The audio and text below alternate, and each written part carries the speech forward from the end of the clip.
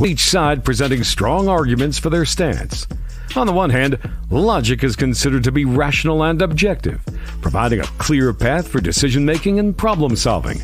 On the other hand, emotions are seen as subjective and intangible, but essential for our well-being and personal relationships. Should you buy her a dinner, or should she learn how to cook to make a dinner? Who's right and who's wrong? Let's find out. Welcome to Emotions versus Logic, the show that pushes dating and relationships to a whole new level, with your hosts, The Real Dana and Steve the Dean Williams. The Real Dana, aka Dana with the Data, is the former co-host of the #1 YouTube morning show, Star in the Morning. She's currently digital content creator and co-host of the Man Up Show with Judge Joe Brown on the Real Dana YouTube channel. Her motto? F*** what you think and love yourself first. With over 40 years in the game, Steve the Dean Williams is an expert in relationships of all stages, from the single life to the married life and all points in between. Steve teaches men to unplug themselves from the dating matrix of TV, radio, and some of these cupcake YouTubers who cry about women all the time. The call-in number is 833-859-8744. That's 833-859-8744. Who wins tonight? Emotions or logic? What's going on, D? I'm tired. What are you tired of? I don't know. I think I go to bed too late and I start my day late. I just felt tired. What time do you go to bed? Last night I think I went like at around 1 o'clock. That's not late. Sometimes I go like at 3. Yeah, but that's not late. That's pretty early. Yeah, but I look tired. Like my eyes are just. I didn't have a nap today. I did not have a nap, and I've actually, you know what? I think I worked a little bit too much as far as editing and being in front of a computer, and it just wore me out. So you take naps? I need to start taking naps. Yeah, I'm getting older. But the only thing I don't like about the naps, when you wake up, I have to like wake my whole self up. And it takes a while. And I don't like that. So it's like, you a little groggy or whatever. So it takes a minute for me to like awake. But yeah. And then too, it's like I need to learn it's time for me to start putting makeup on. What is that? Wait, what? Yeah, because it's like my eyes, like, I don't know. It's just I'm working out, so my hair is poofy. The weather is changing, so my hair automatically gets like thick and wavy. So I'm working out, sweat or whatever, and it's just a lot. Wait, how do you wake yourself up from a nap though? What do you mean? How I wake myself up from a nap? Yeah, how do you do that? I mean, what does it entail? Well, you don't nap. No, I don't know. Well, sometimes you have to just take a nap. Well, if I am able to fall asleep, usually I just like lay down. Sometimes I don't even fall asleep. I just lay down and just shut my brain off. So, and then sometimes I'm able to doze off. And then if I doze off and I'm able to like sleep, okay, my body's going to wake up probably within 45 minutes. And then it's like I have to wake myself up all over again. That doesn't make any sense. Well, you don't take a nap, so you're going to say it doesn't make sense because you don't nap. Yeah, but why would you nap? You don't have time to nap. It's too much to do in the world to nap. It is a lot to do, but I'm not going to overwhelm myself, honey. And I need to preserve my face, my looks. This is why I'm working out, to preserve the body and the soul, mind, body, and soul.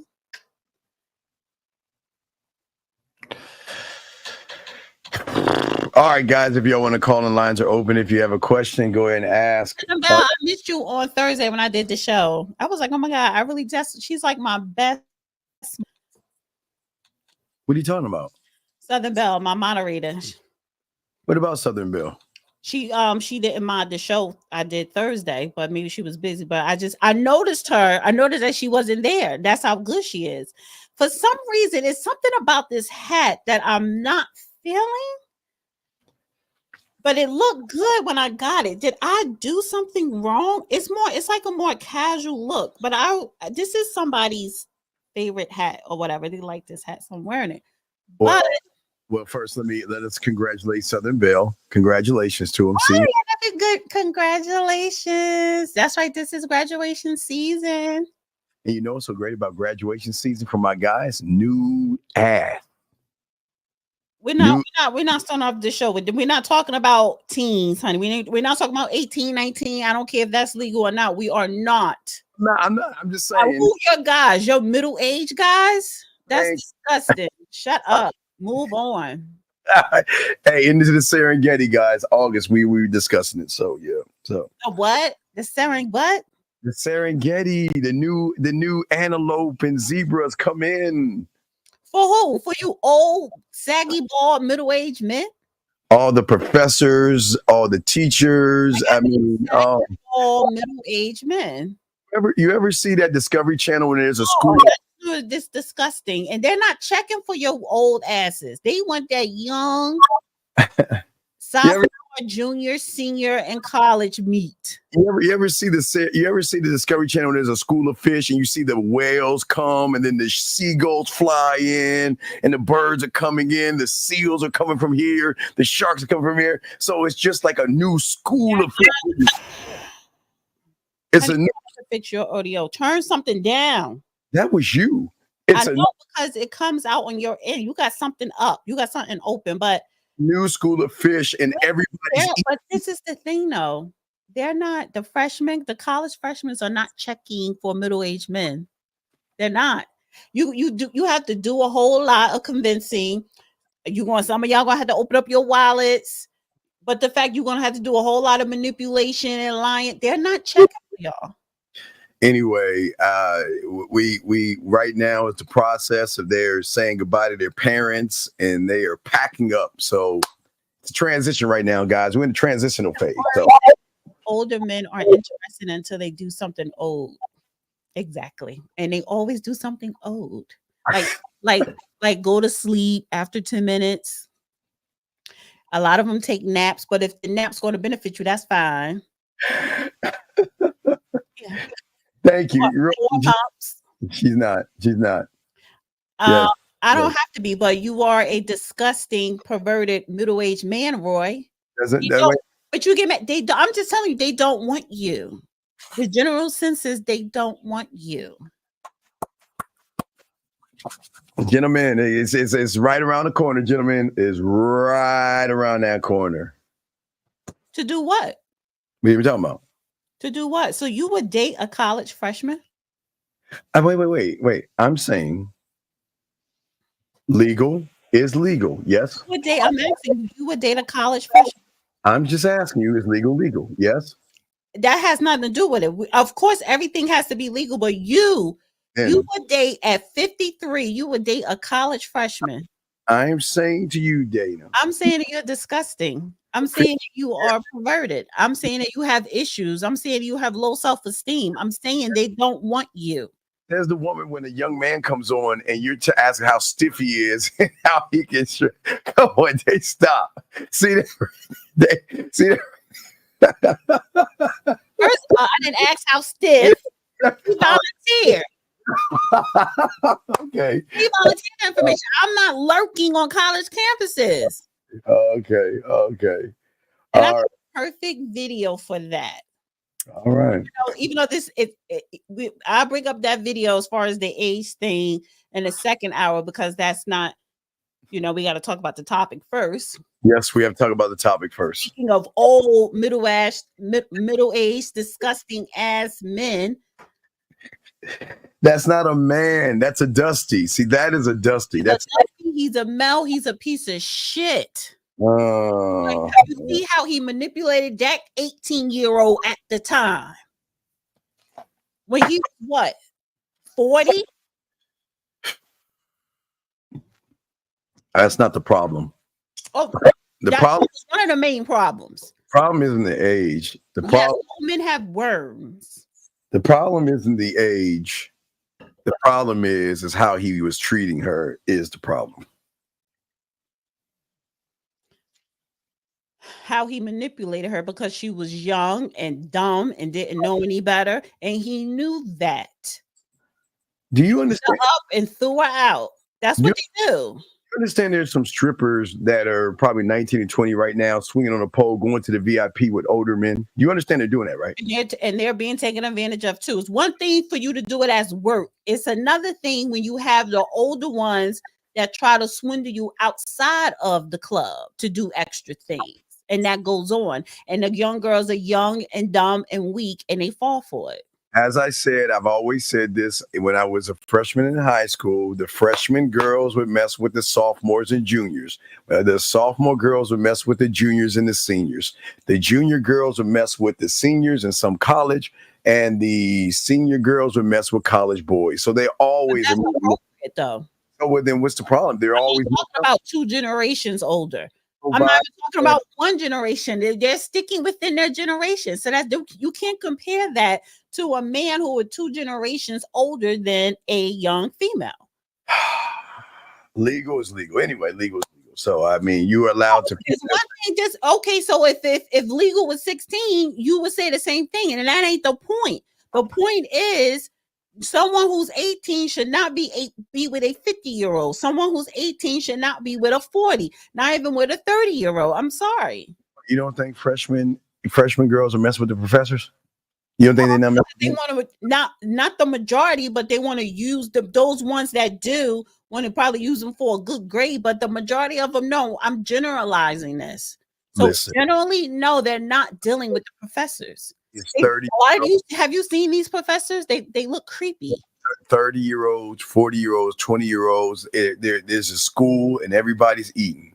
And it's a free will of a choice. It's not manipulation. Look, you can sit up here and make yourself feel better by coming up with your own excuses to why you want to roam college campuses. That's your thing.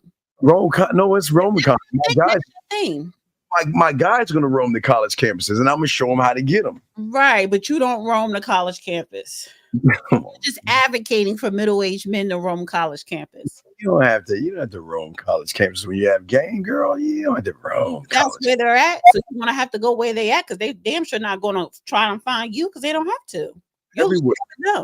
They're everywhere. Online, offline, clubs, bars.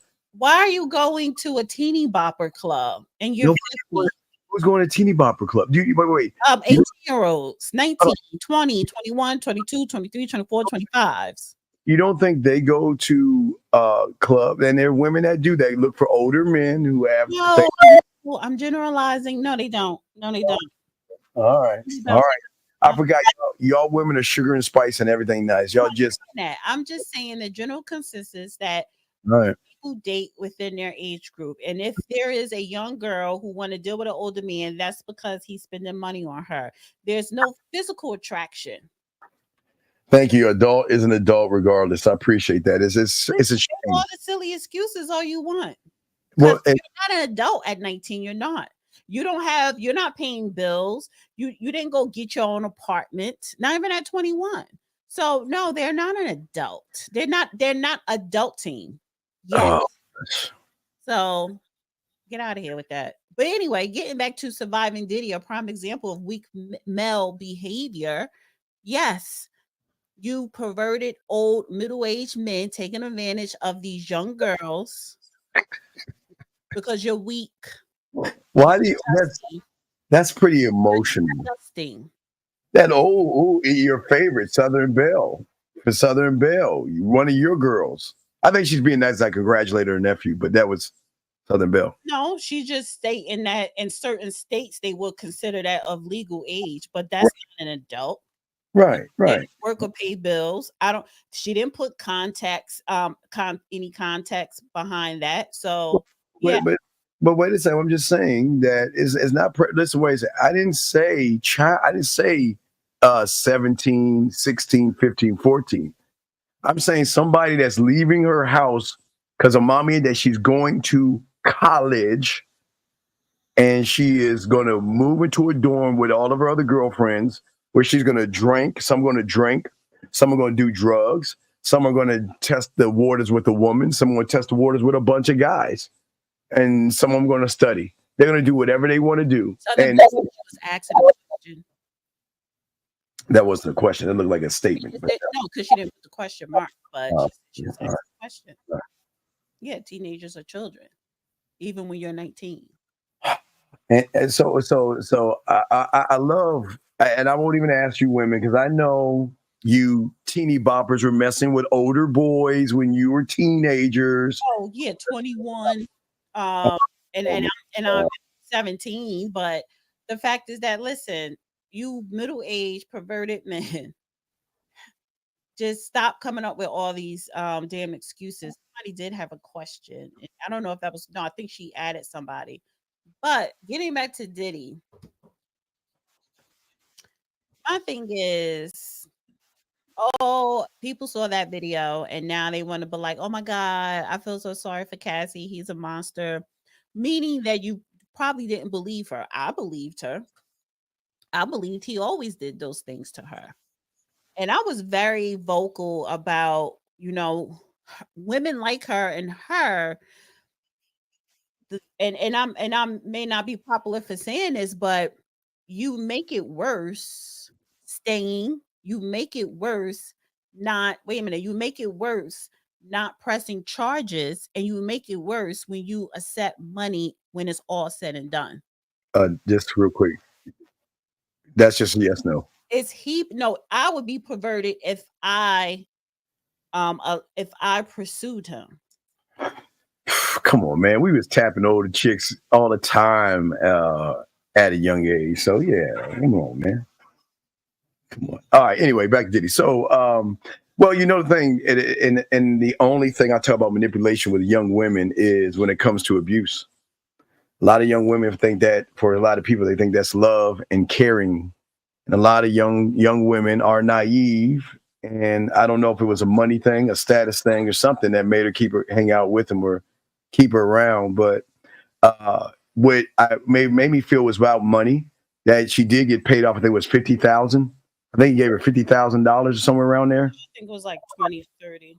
Okay, I thought it was 50, but yeah, he paid her off. So again, it's money. It was to me. I feel like it was a money grab.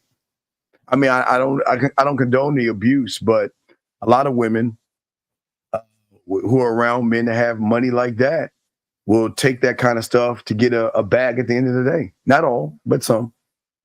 And that's what I'm saying. Like, I'm not saying that she is that type. Who knows why she stayed, but the optics, because we're talking about the optics here. He cannot be charged for what he was doing in that video today in 2024. But the optics makes his character look bad. It's bad for business. No one is not going to touch him. And they're basically trying to completely shut him up because he started peeping his head up on social media, posting his family pictures, and they're trying to cook him and walk him down to the gates of hell slowly, right? However, there's a whole bunch of hundreds of other people throughout the decades that need to be walking through that pathway to hell with him. The handlers, the security people who allowed them, who took a payment to cover up that videotape, the executives, everybody that knew, the bodyguards, the friends, everybody that was involved. The same with the R. Kelly situation. They need to be walking into the hell of the gates of hell, because you were a accomplice to that madness. Well, Professor, it's not okay. I want you to look at, we're not okay. It is a moot point, but there are two things going on here. You have a lot of young women who are being abused, that stay in abused relationships.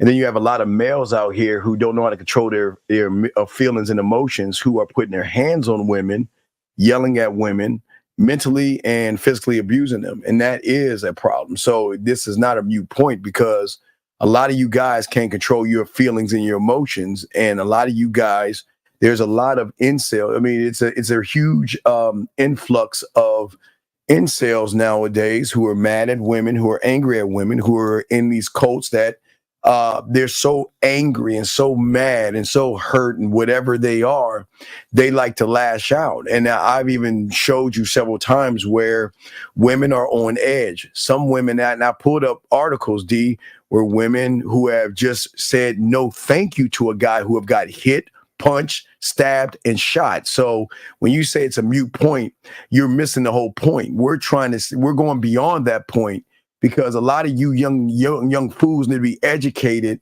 Stop acting so feminine and putting your hands on a woman, and stop hating a woman so much that you want to do bodily harm to her, or you want to do or say something to her, man. It just doesn't make any sense. But on the other side, D, I mean, women on the other side need to be careful as well. But go ahead, D, you got it. She did nothing wrong. She did nothing wrong. But and I'm pretty sure if she could go back into time, she probably would have left after the first strike. And a lot of women stay because they are just that manipulated, that weak, brainwashed, and depending on her situation, especially if she has kids, have no place to go. But what I'm saying is, especially when we talk about these high profile situations, when you guys who are in these high profile relationships, when you guys do not speak up, when you do not press criminal charges, right? Legitimate criminal charges, and you just take a bag, that harms all of us other women out here who don't have a voice, who don't have a platform to actually make a change. And I mean, look, this is a show on Saturdays and it's all fun and laughs or whatever, and we're going to get to the laughing part, but I think this is a conversation that need to be had. There is no excuse. And any male that tries to make an excuse, well, she should have XYZ, you need to look at something is wrong with you. And Diddy should be a prime example of an incel, of an animal, of what you should not do, no matter if you have money or not. So, yeah.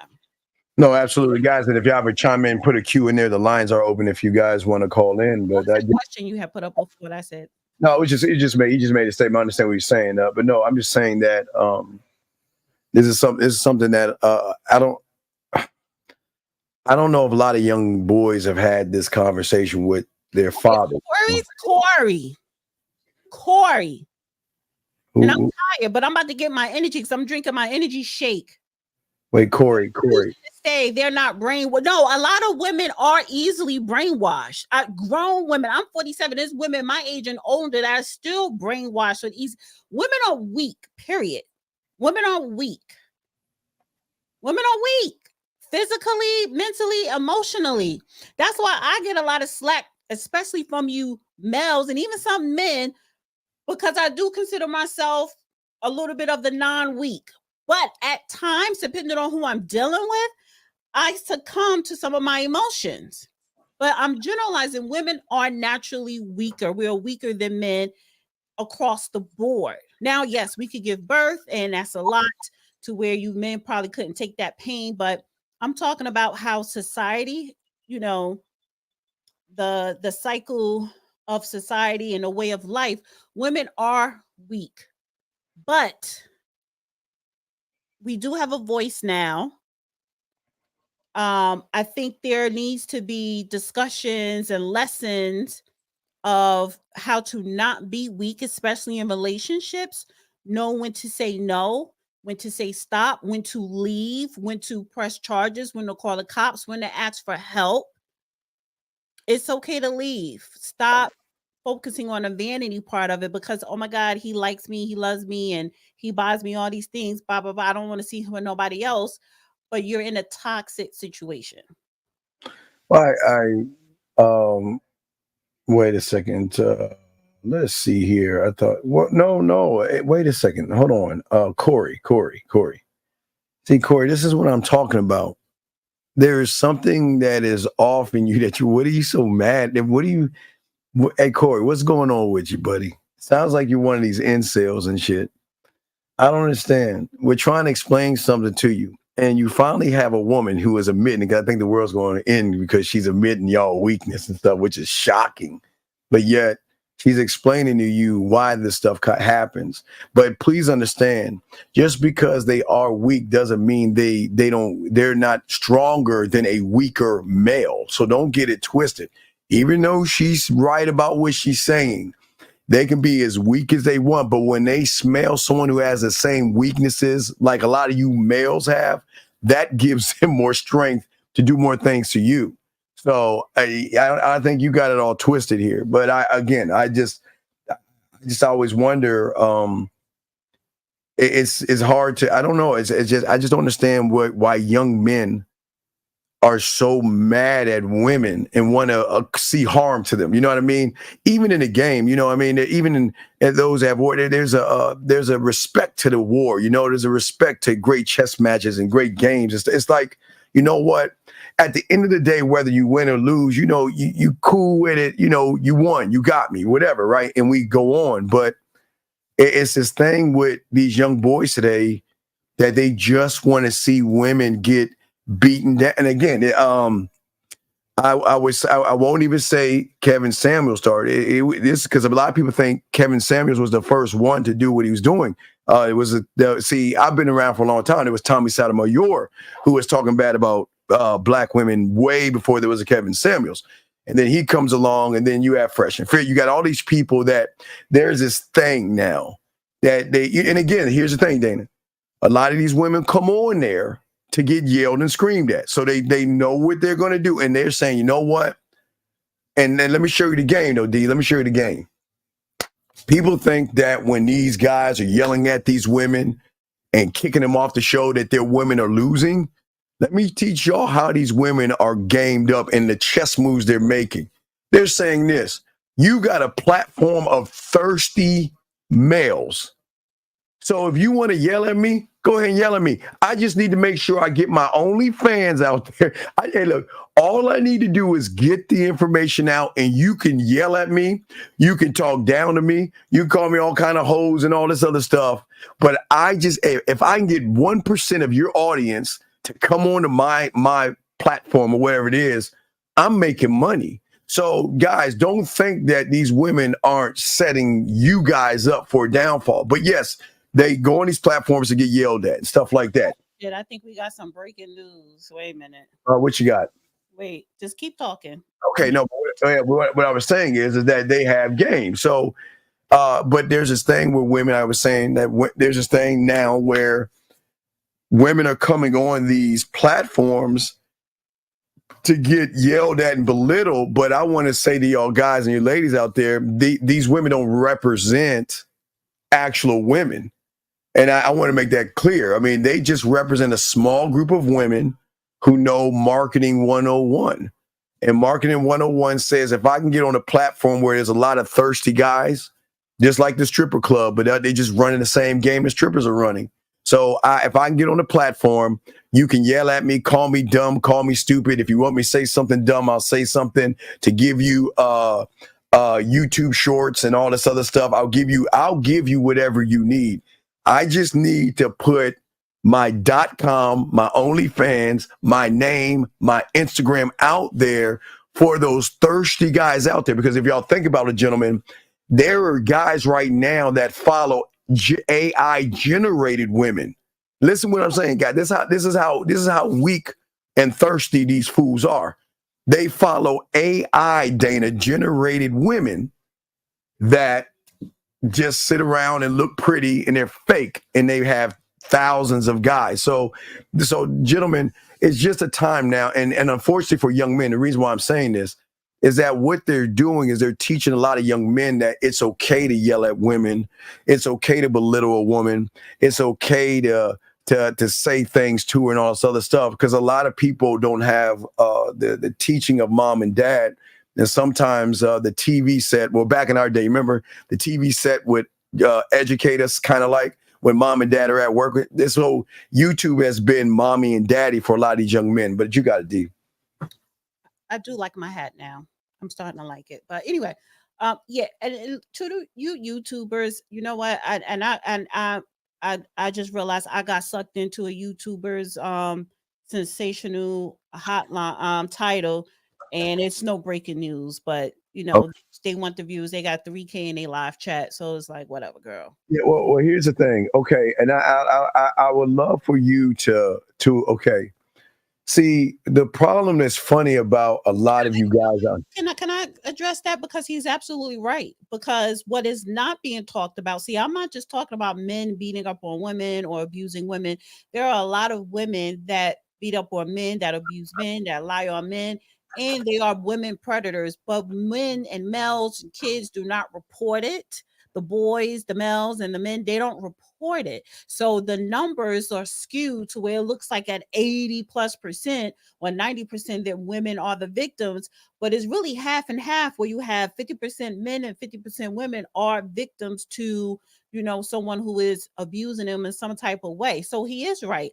Hold women accountable, because it's a lot of false allegations, a lot, which makes it harder for women who really need help, along with women who, like Cassie, who are victims. And it's like, okay, you have a lot of support behind you. I do hope that Cassie comes out when all this is said and done, because she probably can't say anything, because maybe there is going to be some type of trial or case and she probably have to be a witness. But I do hope when it's all said and done that she sits down and have an interview and reach out, have an outreach organization or something to help young girls and women and boys to remove themselves from a domestic violence situation. Well, here's a question. You said, well, that's more of a statement, sir, but their hatred. Okay. Okay, everybody's there's gonna be somebody in this world that's gonna hate you for something. All right. But to have hate over something that you want to get between doesn't make any sense. It's kind of like a contradiction. So I mean, how do you hate the thing that you're trying to smash? How can you have a hatred just because of pain? Well, guess what? Pain is part of the game, dog. If you can't run away from pain, you should run towards the pain if you think about it. But that should not bring out hatred because someone finds you unappealing. So I mean, he says, well, you had anything on this one right here that Yeah. sold this thing? No, I mean, I guess he's talking about men. They have a history of pain and rejection, but that's something that does not give an excuse of your bad behavior, and that goes for women as well. When you become an adult, and I was taught this as a kid growing up, as soon as you 18, you can't sit up here and blame your family, blame your upbringing. You're gonna have to figure it out at some point. And it really starts when you are of legal age dealing in this society. You're gonna have to figure it out on how to become a positive, productive person, whether you're man, woman, or whatever. So that history of pain and rejection, yeah, I get it. We all have that, but that's no excuse. Go get help.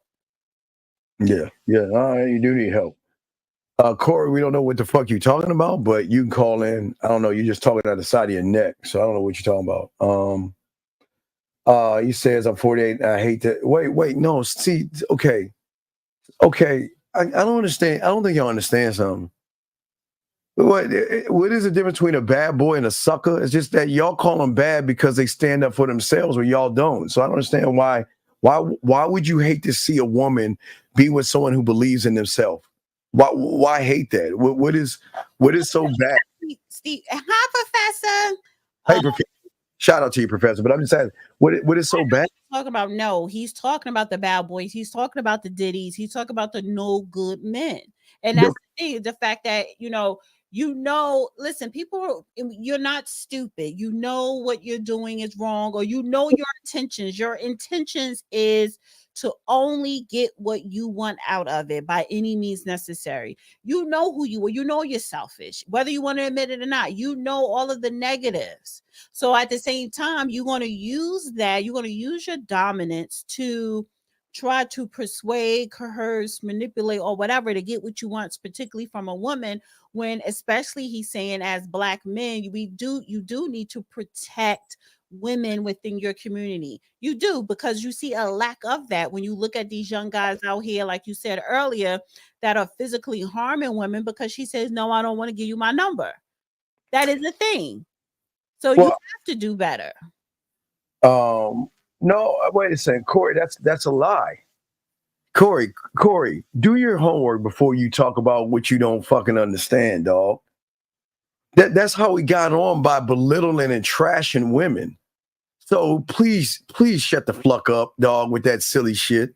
Please. You're talking about a fashion designer, okay? Come on, man. Wake up, dog. It's crazy. This is and you wonder why. But see, you can't get back because you mentioned his name. And when you mention his name, then people in the chat who do respect him or like him or dislike him is going to keep mentioning it. Don't mention the name because you know that you go off.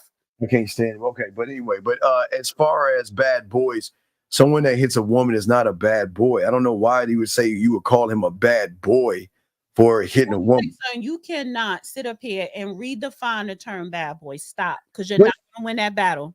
Wait a second. There's nothing under the bad because every time, every Saturday over the past year, you always say, "Oh, women want the bad guy. I'm the bad guy," but you're saying it in a different way. You're not saying it as an actual bad person like a Diddy.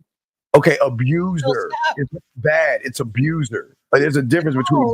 That's why I say you're not going to win that battle. You're not going to win it in society. You're definitely not going to win it on the internet. So just you know what he's talking about. He's not talking about your definition of it. He's talking about the definition how society sees it. Call it like it is. He's an abuser. He's not a bad boy. He's an abuser. He's bad, but he's bad. He's. It's not just so much. He's not even talking just about Diddy. Just men or males across the board. Bad is bad. Bad girl, bad boy is just bad. It's the opposite of good. It's the opposite of positive. You know what? You know what? It makes me want to bring up, because I have that still the speech. You see the speech where the guy told you women to be more of a homemaker. You know that. You remember that? Did you hear about that? The kicker that pissed everybody off. He told the women to be a homemaker and get in there, start cooking, cleaning, and serving your man. Well, let me tell you something, okay? Women don't run a motherfucking thing. Don't get it twisted. You don't run anything. So don't sit it. Listen. The worst thing you can do, young lady, is, it looks like you have a daughter, is tell your daughter that she run things. She doesn't run anything. So please don't lie to your child that way. Don't give her a disadvantage. Saying that, she's actually saying what you're not understanding her. Saying they don't need men. They do need men. They do need men. No, she's talking about how when you look at society today, whether it's television, social media, they are convincing these women that you don't need a man, you can have everything on your own. That's what she's making a statement. This right here, this comment. She's not agreeing with that. She's just saying what is going on. So you're not reading it right. There are double standards for women, and everybody knows that. The problem is no one wants to speak on it because it's pandering. What is it? What double? What are you talking about? What's y'all's double standard? I mean, you're a woman, so what's the double standard? I'd like to know. What's the double standard? There is a double standard. Just what is it? I'd like to know. What's the double standard? We are not equal. No, wait, y'all not equal to a man, but no. Where every female gender roles is different from male gender roles. So that's what, but so it's a dumb, when you're not equal, you're going to find double standards in society. He just didn't give an example of a double standard. So with certain things that men could do, you could sit up here and you could be as vile, with your language as you want, and you're not going to be judged harshly or judged at all if, like a woman would, if she was to say some of the things that you say. So it is a double standard out here. I'm so glad that you admitted that women are weak, though. But that's not you. I'm proud. Are you glad that I admit, because you think I'm proud of you. I'm proud. I'm not looking for your approval. I know. I'm just saying I'm proud of you. But you don't. Are you understanding where I'm coming from when I say that? Where do you come from? Because do you know the relevance of the purpose? Women are weaker, which means because you, the man's supposed to be the protector. That's why you are the protector and the provider, because we are weaker. We are the weaker species when it comes to the human race compared to our male counterpart. That's why you are the provider and you are the protector. I hate 50 kill me for this, but I don't know. Is that somebody on my channel? I don't know. Is that me on my channel? That's your sister of the yacht. Listen, let's do, because I mean, if you gotta go, you gotta go. Fine. But Yeah. let me just do a little FYI, a little disclaimer. This is actually our Saturday show. It is lighthearted. It is really about dating and relationships, and we have fun. My channel, The Real Dana, I talk about politics, current events, more serious things. Me and Joshua Brown, or Dana with the data.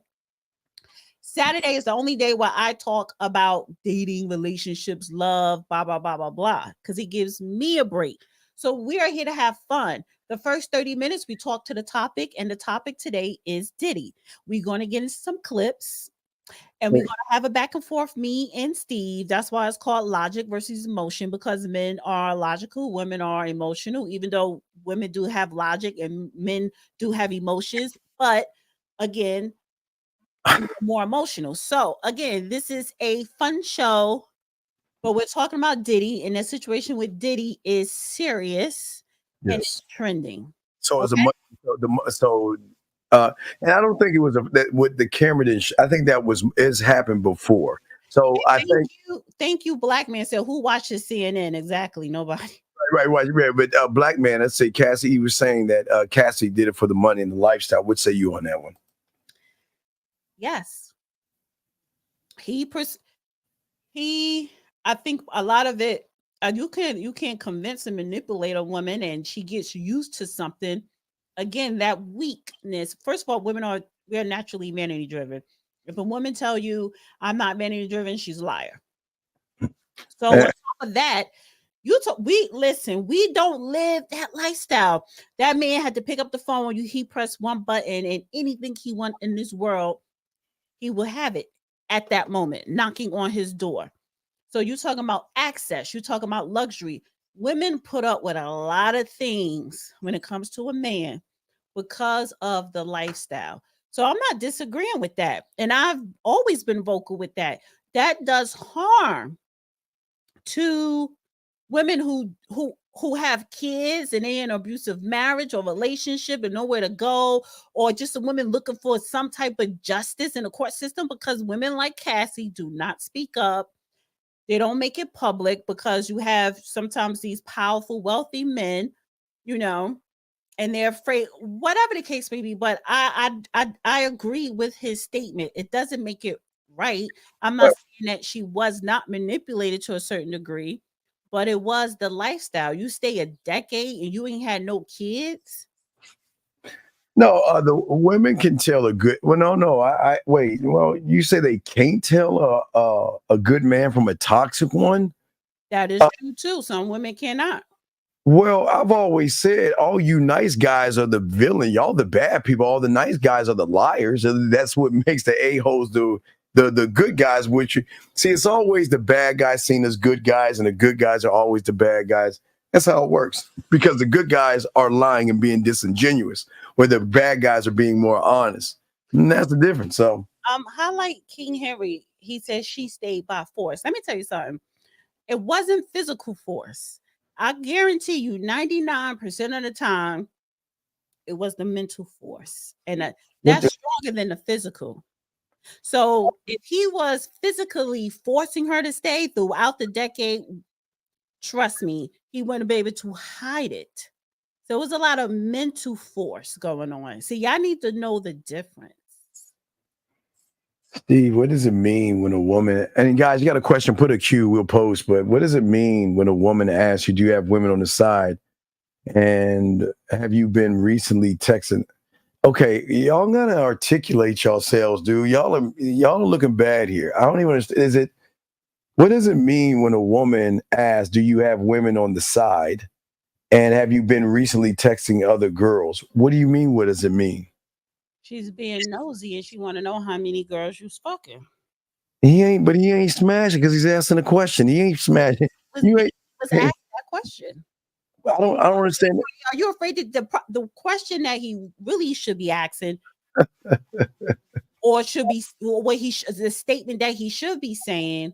I'm afraid to answer this question. I'm afraid to tell her the truth, because she asked me if I'm talking to other women. I'm afraid to say yes. That is somebody else. I don't understand That's that. a roundabout question that comes off silly to you, Steve, but No, But the question is, he's afraid to tell a girl who he likes that, yes, I am talking to other people, because he's not exclusive to anyone, but he wants to keep that one and that one. And one of them is saying, well, who else are you talking to? And he's afraid to say, well, I'm talking to somebody else, or I'm dating other people. He's just afraid. but I don't know what's the question. No, I mean, He's saying, how should he reply to her? like a man, tell her if you have somebody, tell her. This is not hard. It's not your wife. It's not your girlfriend. Yeah. So why are you afraid? Only thing that she could say is, okay, well, I don't want to talk to you. All right. That's just someone who you won't be sleeping with or whatever. So what? Go find someone else. I'm not asking. I may ask, are you married? So, just to get that out the way. But I'm not asking how many women. I don't care. I don't want to know. Because for what? Because when I look at it like this, women who do ask, it's two things you have to do. You stay or you go. I want to ask you a question. Southern Bill brought up something made me think.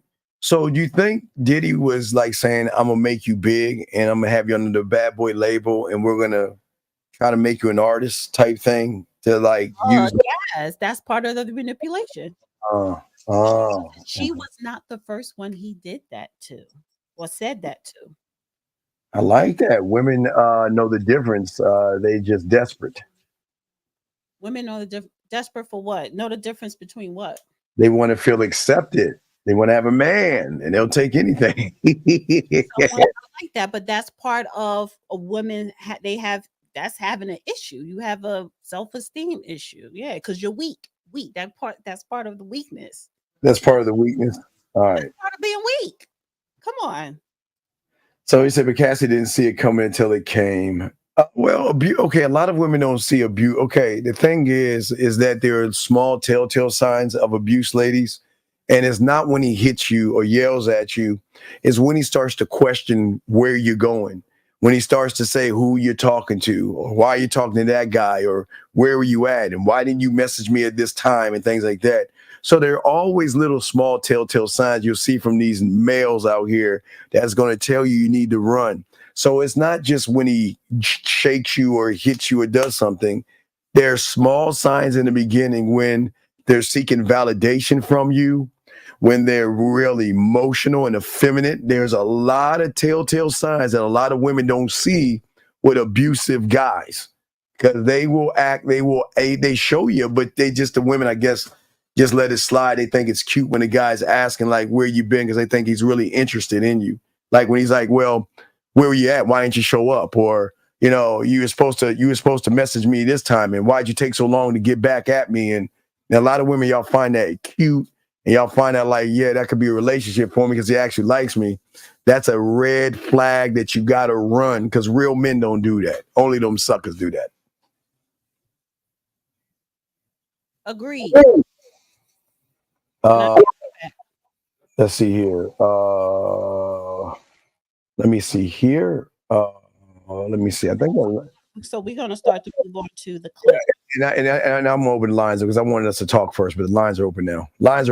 I just wanted us to talk so we can we want to get out. Now the lines are open for you guys. If you guys want to call in and want to give your opinion, if you have a question, you can call in and all that other stuff. The lines are open now. I just wanted Dana to have her chance to say whatever she wanted to say without being disrespectful. I mean, you wanted to say something on this too. I said what I wanted to say. All on me. I said what I wanted. I got to put it on you. You're the weaker. You're weaker. No, I'm not. All right, 417. What's your name? What's your question, sir? Oh, yeah, my area code 417 going once. Oh man, 417 going twice. 417. All right, we'll let you go. You're not answering. Okay. All right, lines are open, guys, if y'all want to call in. All right, Dana, what do you have for us now, dog? If there's anything you want to say about this. No, going back. Are we going to go to the Eddie Winslow? Oh, my God. Oh, man. I used to watch that show, man. Oh.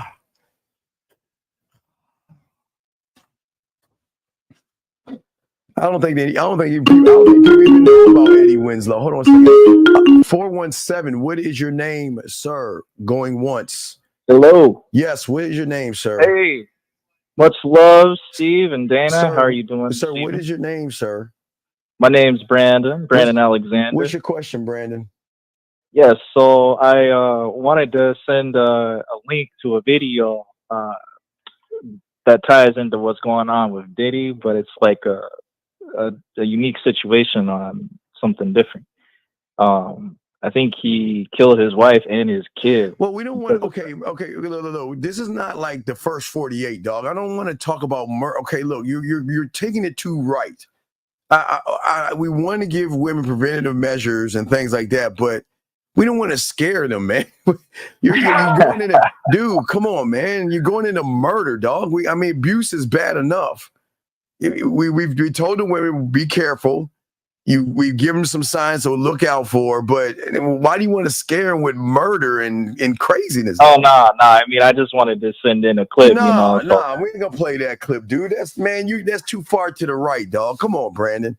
All right, man, we'll let you go. Wait, I'll let you know if I got a question. All right, man, peace, man. My God, Lord, it's like let's talk like murder. Come on, man.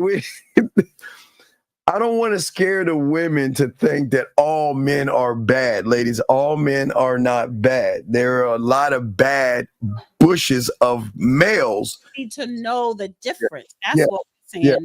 Learn the difference, know the difference. And a lot of times to know that, you have to look within yourself. You may be a depressive person or have low self-esteem or may have come from a toxic upbringing as a kid. If you know you may need help for whatever reason, so go seek it so that you could know the difference and know the signs. That's what I'm saying. Yeah, and Eddie Winslow. So you can pull it up. I'll show it. So Eddie Winslow. Oh wait, let's grab this. Anonymous, what's your name? What's your question, sir? I thought I told you that it won't. Okay, all right. Okay, gentlemen. Okay, this is how it works. Gentlemen, please, this is what we're always trying to tell you guys. Listen, I don't think your parents told you this. Allow me to help you guys out here. Always introduce yourself. That's why I even give you a alley-oop by saying, what is your name? Just in case you forget to introduce yourself. So gentlemen, regardless if it's a show or not to call in, anything you do in life, whether it's talking to people, meeting women, always introduce yourself. Your name is everything, okay? So please use that when you call in, all right? So let's get on to Eddie. Liza, here we go. So, okay. I don't. You gotta mute the phone. Mute something on your end, Steve, because I'm hearing a feedback. I don't hear you. Got too much shit open on your desktop. Do I need to call 1950? Do I need to call? Because I feel like every time I'm getting all this disrespect, I feel like I have to pick up a phone and say, "Come on." You disrespect me with the audio. Disrespectful. I mean, I'm trying to help with the show. I'm scared of him. Oh my God, I'm gonna have to pick this phone up. I'm gonna have to pick this. I say I'm gonna have to pick the phone up. But now, can we please go ahead? Go ahead. All right, I just want to say this. I do not have a problem with two grown consenting adults. And just for the record, please stop trying to act like trust me.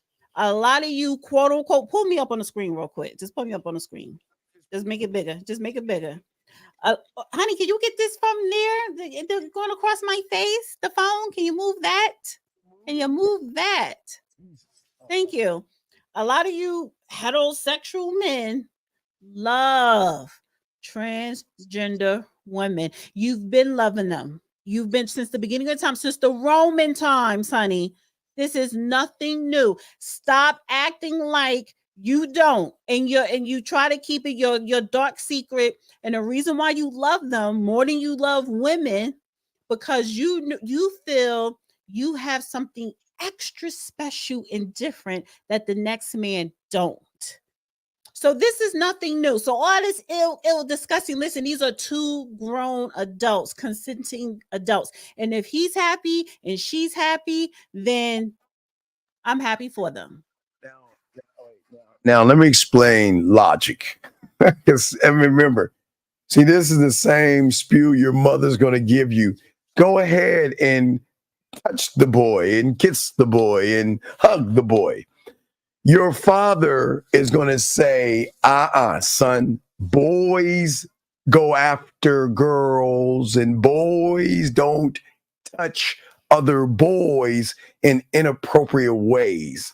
So logic, gentlemen, listen, if you guys feel, because I mean, if you feel like you want to touch another guy, I mean, that this is what Dana's channel's for. That's that camaraderie. You'll have women cheering you on. No, Y'all talk about LGBT on my channel. Yeah, wait, that's it. Anonymous, what is your name and what's your question, sir? I like how transgenders don't bleed once a month. Stop. No, Spagoli, we're not gonna do that. Listen, so I'm just saying that for men don't move this way. And you can go to the Roman time, men don't move this way. But let's get to Eddie Winslow. They said about Julius Caesar. Oh, okay, but what you see here? Julius Caesar would dress like a woman. Okay, what you see here, that's not a woman, guys. That's not a woman. No, that is the person that was born a male. And that person still has a penis, which is why they are called transgender. That is right. A transgender woman. But that's not a woman, though. Because they have a penis. They were born with the penis. They were born a male, right? But they choose to live their life as an adult as a woman. Dress like a woman, talk like a woman, get surgery, breast surgery. Some people want to remove the sex organs, but I don't think Sydney Starr has.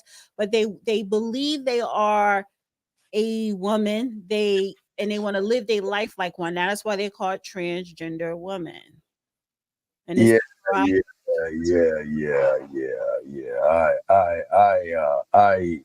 Oh, I'm sorry. Oh shit. I'm sorry, 365. I hit the wrong guy. I'm sorry.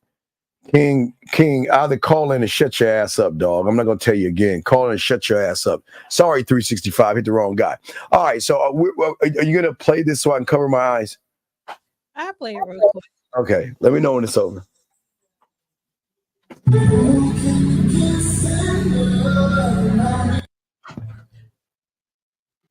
So is that the part you have a problem with?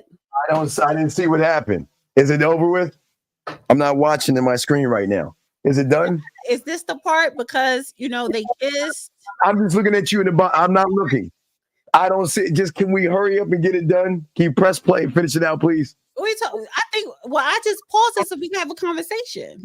We need to have a conversation. We don't need to see that. We don't need to see that. Let me bring it 466 Jesus. 469. What's your name? What's your question, sir? Steve, 469. Okay, all right. Goodbye. I keep telling you guys, come on, dog. Can y'all please speak like men and introduce yourself properly, please? Are we done? I'm not even looking at that. Can we stop, please? Are we done? Let me know when it's done. Can I remove from? Wait. You said, listen, do you talk about it? I don't have a problem with adults doing what they do. I don't. No, not Eddie. Lower the audio look on your mic, Steve, please. I'm calling like I do have a problem with that being in the schools. I do have a problem with kids. Area code 469. What is your name and what's your question, sir?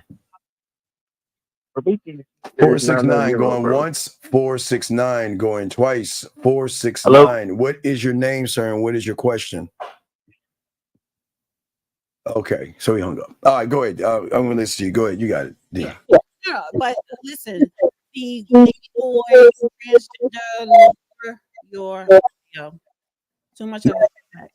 You got to lower something. Lower the phone line, something. But too much. So the thing is with the lady boys, blah, blah, blah, blah, blah. A lot of you men secretly love a transgender woman and you deal with them the same way you see what's his name, Darius, dealing with this woman in the video. Y'all do it in real life. I don't know if he's just playing around for the OnlyFans, but this is nothing new. It's nothing new. It's nothing new. But the worst part about it is when they asked him about it, he tried to play it off like nothing ever happened. That was the craziest thing about it. So because he's a grown man. Why does he have to explain himself? Well, okay. So, here's the problem. Sometimes young men or young boys look at people on TV, and I'm sorry because sometimes their parents aren't around, and some of these young boys look at people on TV as my idol, and this is my idea of what a young boy is and what a young man is and what a man is. And they get caught in this false perception of TV. Because even on, what is it? How I Met Your Mother. There's a show called How I Met Your Mother. Okay, I used to watch Doogie Howser, MD. I had no idea. But I used to watch Young D when it first came out. If y'all know that, this is when it was about a doctor that was a smart kid. He was so smart that he became a doctor at a very young age. But once I found out what he was doing, I stopped watching him. But they even use him as a Doogie Howser. I'm just saying, I'm not Doogie Howser. I'm saying between that and him coming out, I'm saying that they used him on a show called How I Met Your Mother, and he was a ladies' man. And I'm just saying, anybody watching somebody portraying a role that he's not actually in or doing. Paris, he's in real life. Right, but I'm just saying unfortunately, a lot of young people believe what they see on TV or on the internet as real sometimes, and it can do something to it. Just that's acting. So you mean to tell me that a person who is gay in real life, he shouldn't play a straight man in the movies? It's a movie. It's make believe. But okay, I understand that. But again, we got people that believe everything they see on TV. Yeah. So a lot of people believe Cardi B. A lot of people believe all these so-called heterosexual rappers. So are they running around here shooting and killing people? So again, like stop. No, it's kind of like with false prophets. What I'm saying, all I'm saying is that without the mom or the supervision of a parent to let them know that TV is TV and it's fake, a lot of people sometimes think it's real. Like sometimes they'll see like LeBron James holding a purse or something, or they'll see a rapper wearing a dress. And a lot of these young boys, like think about, there was a time, and not too long ago, where they started thinking that it was cool to sag your pants and wear some skinny jeans and stuff. Or what was it? Sagging pants. I mean, knowing that it's a prison, knowing that, see, people don't understand where these things come from, right? And people thought sagging your pants was cool because they saw rappers do it, not knowing, going past that point of doing a history lesson of what it means to sag your pants in jail. So a lot of young men will follow blindly without the supervision of an adult to say that as a grown man, you should pull your pants up and you should never sag it, because what that means was something that came from the prison. And that's what a lot of rappers took on. And a lot of young boys follow. Do you see what I'm saying? They will follow what they see without the supervision. And then if they find out, it kind of sometimes can not break somebody, but it could cause a shift.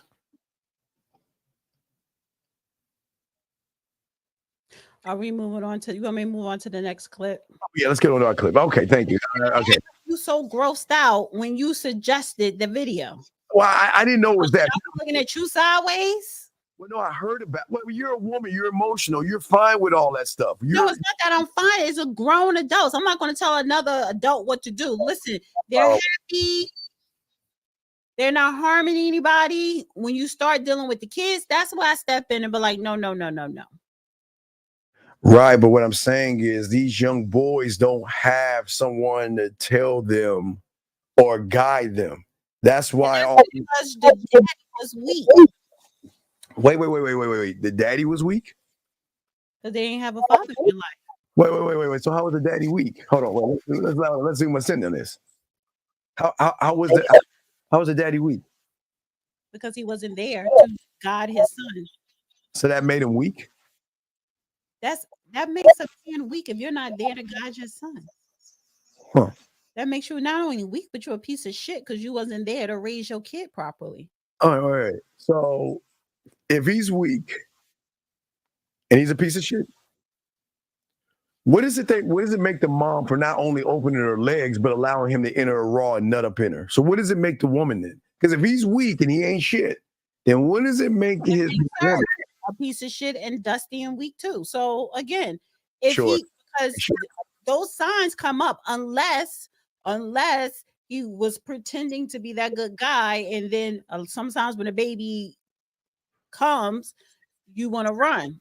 But again, it's both parents, but you talking about these young boys, you said the young boys, women can't raise a boy into a man. That is the father's job. Right, but sometimes so again, whether the mother's a piece of shit or not, whether as a man, whether you have money or not, be there for your son so that he won't be misguided. Yeah. Yeah, I'm just, I don't know. What do you mean? Wait, what did she say? Who's offended? Who's offended by what? What is she talking about? I'm gonna talk about, I guess, the transgender. Oh, I get okay. I don't know. I know this is Virginia. 757 is a Virginia number. What's your name, sir, and what's your question, sir? Oh, wait, let me unmute you. Hold on a second. I'm sorry, I had to, because I wanted to make sure that it didn't just keep ringing. Hold on one second, sir. Let me bring you in all the way. 757 is Virginia, if I'm correct. Sir, what's your name? What's your question, sir? Okay, what is Hey, how you doing? My name is Marvin from the 757 Virginia. I kind of just tuned in, but my main question is basically kind of like to piggyback off of something that you said. When either, a lot of females, they don't like to look at certain things in a certain way. They don't like to look at hidden messages behind it. Like when I watch movies, I say, hey, what is this hidden meaning behind it? What is this director trying to portray? I.e., certain Marvel movies, they'll push agendas and it'll come true. The Simpsons, we all know stuff like that. So when you spoke about TV, and perception and stuff, I fully agree with it. But then it's like, I think she said it's a grown adult. They're doing this. That's correct, right? But if that adult can reach your child and you can't reach them, whose fault is that? I have to put that on the parents. Had to put it on the parents, right? Well, yeah, because the television is doing what? It's telling them one thing, the perception, like what you was talking about. If they don't have the parents there, I'm sorry. No, I'm saying it's always been like that. Please, I'm sorry. Right. That's what I was saying. But it's like certain females, they'll be like, well, it's just a movie. Well, it's just a music video. Well, it's just, I'm just saying in general, but they have more influence over kids majority of the time. Well, before I throw to Dana, I'm going to shock you. TV has more influence over males, not just children. A lot of these guys buy liquor, cars, clothes, and everything under the sun because they see a guy next to a woman getting a kiss or a hug. So it's not just kids. These are grown men. Grown men will buy products because the marketing agencies make you think that if you buy a product, like, okay, give me an example, best example ever. They had this thing for all you young kids out there don't remember. There was this thing called Axe Spray. And what they would do is they'll put a 20-some-odd-year person in the middle of nowhere, and he would take this can of spray and spray it on his body, and women would come out of the sewers and everything to rip his clothes off. I remember that commercial. Right. So that what I'm saying is it's not just kids. They know that sex sells. So they're going to utilize beautiful. When's the last time you saw a 300-pound woman in a Mercedes commercial, a Jag commercial, or something like that? Some good product. When's the last time you saw an overweight woman in a product? Or do you see thin, skinny models that look good, that give a guy a perception that If I buy this thing, that means I can get a woman like that. That's the ignorance of adult males, not just children. But Dana, you have the floor, ma'am. Well, it's a parent's responsibility to monitor their kids. Turn the TV off. Limit what your kid is watching. Limit what your kid is doing online. Take the iPads, the cell phones, the cable, and give them a book. So parents control what the kids do. Now, yes, they're gonna be exposed to things regardless at some point. But how much exposure? And you as a parent need to counter and explain and know what's right, what's wrong, yada yada yada. So parenting is the hardest job in the world. It is the hardest job because you are responsible for another human being and part of their growing into adulthood, and implementing morals and values.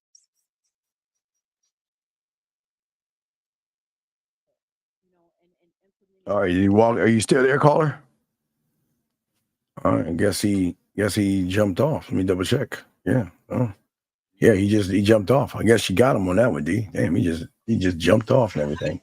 Yes, I have 2 kids, and I'm waiting for you to mute something. Just mute your mic.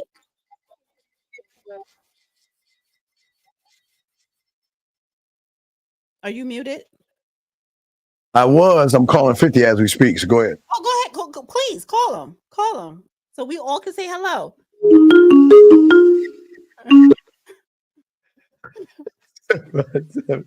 What's your name, sir? How can we help you?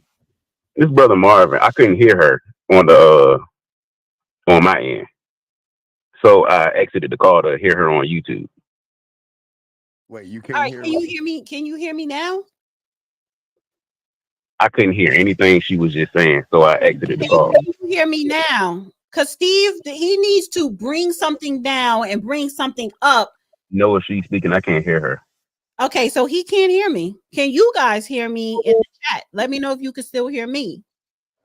Okay, yeah. I can hear a little bit now, barely though. Because he has to bring you down and me up on his end and mute him. He doesn't know what he's doing, sir, with the audio. He's having audio difficulties. All right, caller, we'll let you go. I'm not having audio. And I hate to say it, but I'm sorry, on your no game, no theory, when Miles do the phones, everybody can hear everybody. But when you do your phones, honey, it's an issue. Y'all have a great show. The Silverback. All right, I'm gonna call 50. I'm gonna have to. First of all, you're not going to call him. You're going to leave him alone. Bring some order in here because apparently this is you don't. You sit up here. You upset, honey. I don't care. But leave. If you supposed to be a grown man. You supposed to be but you want to call a grown man to deal with you. I'm good. Let's keep going. I'm fine too, but apparently you're not because you want to call him. You want to call him for what? You want to call him for what? Because you don't like that I'm saying that your audio is messed up. You don't like that? That's his thing that he needs to take care of. Control. Oh, I'm in control. You're out of control. Let's go. Let's go. You could bring him in to control you and your emotional feelings. See when you say 1950. See how she gets when she hears that name. Go ahead and press play. Let's go.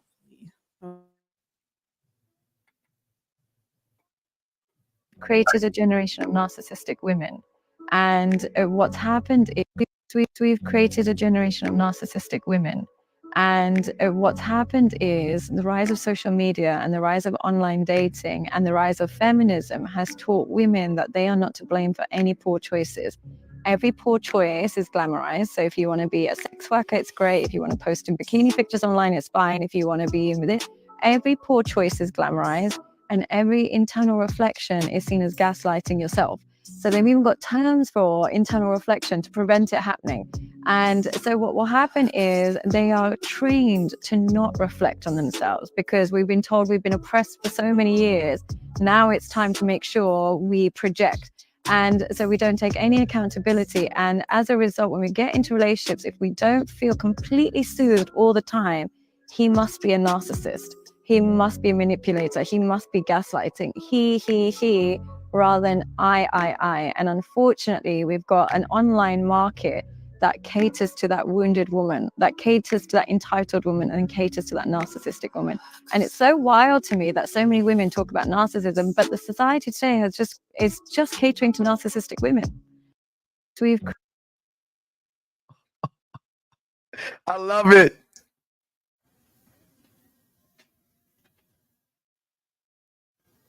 You want to yeah. No, D, what do you got to say about it? I'll be quiet. What do you have to say about that first? So I won't hear. I don't think you need to mute the phone lines. That's what it is. It's something else that you have open on your end. Part of being a man is taking accountability for your shortcomings. And your shortcoming tonight, Steve, is your audio.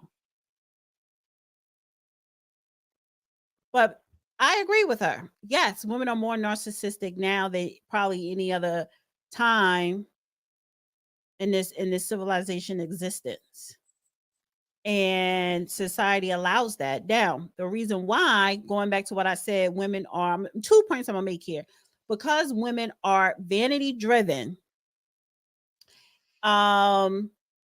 When we talk about credit cards, at one point, and I did not know this, women could not own or get a credit card in her own name. It would have to be her husband. And when the only reason why they started allowing women to get credit cards, right? Well, yeah, it was kind of wrong.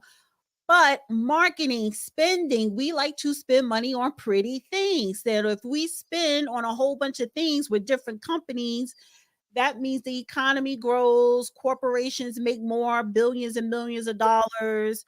So give women credit cards, give women these quote unquote financial freedoms because they don't know how to manage their money. So now we have social media. So what does that relate today? Now we have social media. Give women all type of access to be naked, to be free, to say what they want, right? And tell them that it's feminism and that it's good for them. It's the new 2024 feminism. You don't want to be tied down by any man, blah, blah, blah, blah, blah. But at the same time, you are becoming a narcissist because you are measuring your quality, your value. You are measuring your self-esteem by clicks and views and likes and attention. And that's not good. So the good doctor, Dr. Saipan, is completely correct. 951. What's your name? What's your question, sir? Hey, my name's John. John, I'm from Riverside, California. Thank you, John. Can you get off your speaker, please? Oh, I'm on my earbuds. I'm sorry. I might have to call back. Well, that's fine. Dana, can you hear Dana? Dana, say hello, John. I can hear Dana. Okay, see, they can hear you now. Dana, so go. What's your question, John? What's up? Yeah, I'm just like everything Dana just said was kind of on point, where it's like the narcissistic movement, and a lot of women attribute that to men, but at the same time, with OnlyFans and with Instagram modeling, it's like, okay, where's the real narcissist at when women accuse men of being narcissists all the time? Wait, so you're saying a woman's not allowed to post herself on Instagram? No, I'm not saying they're not allowed to. So I'm saying it's like, okay, so Southern Belle in the chat was saying like, oh, like it's all okay, and it's like, no, it's not all okay. Do you want to say that men are the problem when women are posting that and they're like, oh, it's porn addicted men that are the problem? Wait, John. The thing I hate the most is me having to be in. I got to be on the side of women here. Is it her right to post a picture? Yes. So where is her narcissistic side at if she can do whatever she wants to do? she can do whatever she wants to do, but then she complains about not having high value men. But there's no such thing as a high value man. She's measuring a value. There's no such thing as a high value man. No, there's no such thing as a high value man. That's just a created word for ignorant ass people to follow after they got tired of no fap, being on your purpose, and money, clothes, and status. Only a fool would think of that. There is no. Wait a second, John. How old are you? You sound like you're old guy. How old are you, John? I'm an old guy. I'm 30. I'm 34. Okay, you're 34. So you're telling me, did you ever hear the word high value in high school, junior high school, or elementary school? No, but that all came up with social media. Right. So my whole point, come on, man. See, this is what I'm saying. This is why y'all need parents to tell y'all, stop letting people put words in your psyche that you run with without supervision. This is exactly what we talked about. There's no such thing as a high value man. It's a catchphrase. It's like wrestling. If I say, if you smell what you'll say The Rock is cooking, right? That's called catchphrases. So there's no such thing as a high value man. It's a made up word, sir. It's made up. There's no such thing, okay? Okay, is there a high value woman? No. Who said that?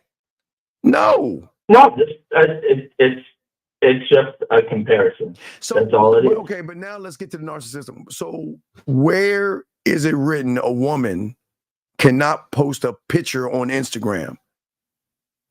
No, there's nothing written about that. So then is it the guys that have the interpretation of the woman?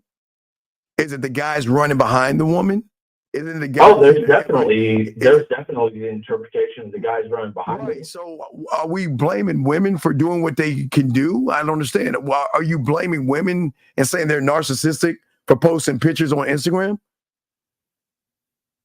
I mean, some of them are, and then, but in terms of dating and in terms of relationships, what about it? What is the main problem that people have? Men don't have problems. Tell me what the problems you have. But men don't have problems in relationships? No, men don't have problems in relationships. Absolutely not. Tell me one problem a man has in a relationship. Give me one, please. No fault divorce.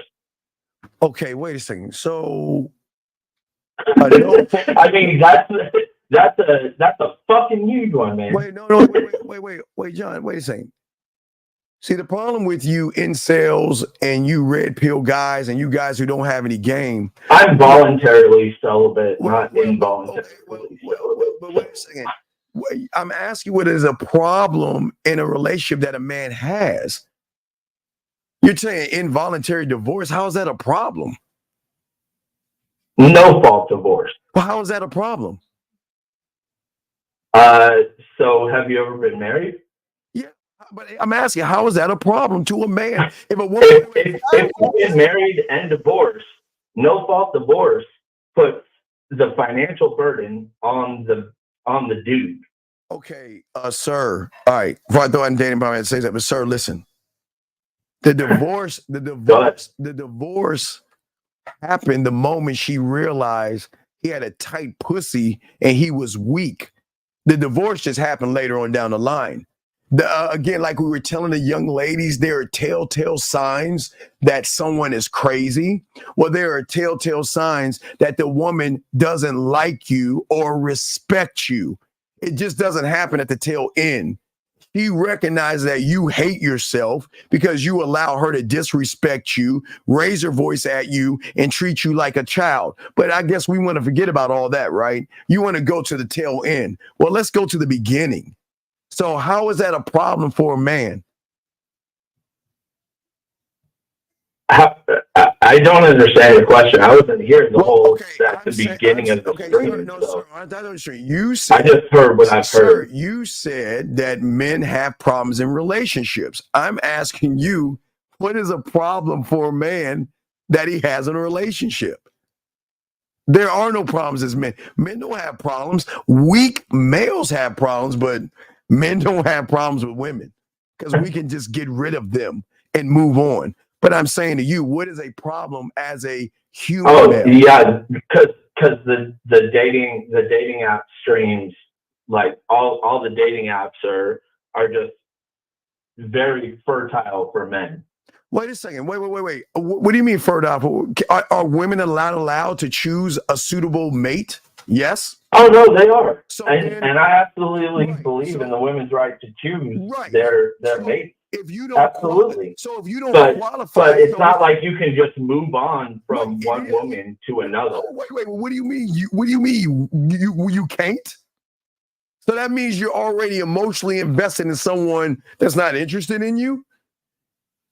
What do you mean we can't just move on? That happens. No, it happens to you because see, that's what I'm saying. It happens to guys like you because you don't have any. Oh, guys like me, bro, listen. There's this thing called OnlyFans. I'm not on OnlyFans, but I know it exists and I know what happens on OnlyFans. Okay, what's your point? And it's all these weak dudes like you're talking about that get invested into women that would have no interest in them. I'm not on OnlyFans. I'm not addicted to porn. I'm just saying, like, some of the stuff that I've heard on this stream before and previously before I called is just absolutely out of control. Sir, you just said dating apps. I didn't say OnlyFans or fans only. You said a dating app. I'm saying no, I know, but dating apps have been contorted because of the women's empowerment and we can do whatever the fuck we want, and we can get all these dudes. Wait, stop. You know why Dana's being quiet right now? Because she knows I'm defending women. I hate this right now. I hate this, and that's why Dana let me go with this. I'm asking you this question: where is it written that a woman can have a profile, and where is it written that she has to be with a loser? I'm not saying she has to be with a loser. Then what's the complaint then? I'm talking about vanity, and it's like, look, a good dude cannot get a fair shake if he's quote unquote mid. No, right. And guess what? Okay, wait. Do you watch sports? Yeah. So would you hire a mid basketball player or a mid football player? Or let me ask you this. If you had to get an operation, would you hire a mid doctor? So mid doesn't cut it in this world. If you're mid, you're a loser. And that's the truth. So why do you want, so you want the world to bend to mid people because you're average? I'm saying there's a birth rate problem in this country, and that hold on. That birth rate problem begins with people not giving other people an opportunity to prove themselves. What would you prove to a woman that you're mid? And sir, this is why I hate this, because I feel like I have to protect. I'm defending women here, but this is why I hate this. No, I get you.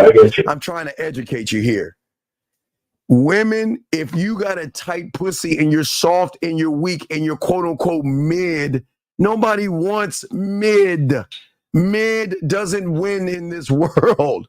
And if you're mid, I'm not saying anybody wants. Well, but I'm just saying you're expecting women to say, okay, you're mid, so let me go down into the mud and grab the low-hanging fruit guys that are losers and lowlifes and give them a chance. Why? No, I'm saying that also mid women are not getting into relationships with their equals. And that's a problem. They don't have to.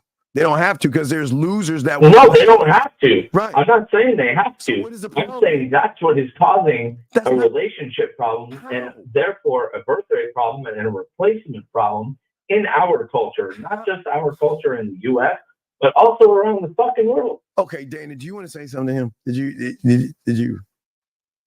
No. It sounds like what he started conversation and what your conversation evolved into is two different things now. So go ahead and finish it out. Thank you, Dana. But what I'm saying, sir, is this. So you want to put it on a woman for choosing which she wants to choose. And because she chooses what she chooses, okay, let's say a mid woman chooses a great guy, and you're saying because she chooses a great guy and has a child by him, then that's the problem of society because that great guy chose a mid woman? No, not at all. If a 9 chooses a 6, then great. But what's the definition of a 9? It doesn't matter. The main thing is that people get into committed relationships, and they have choose. You forgot the word choose.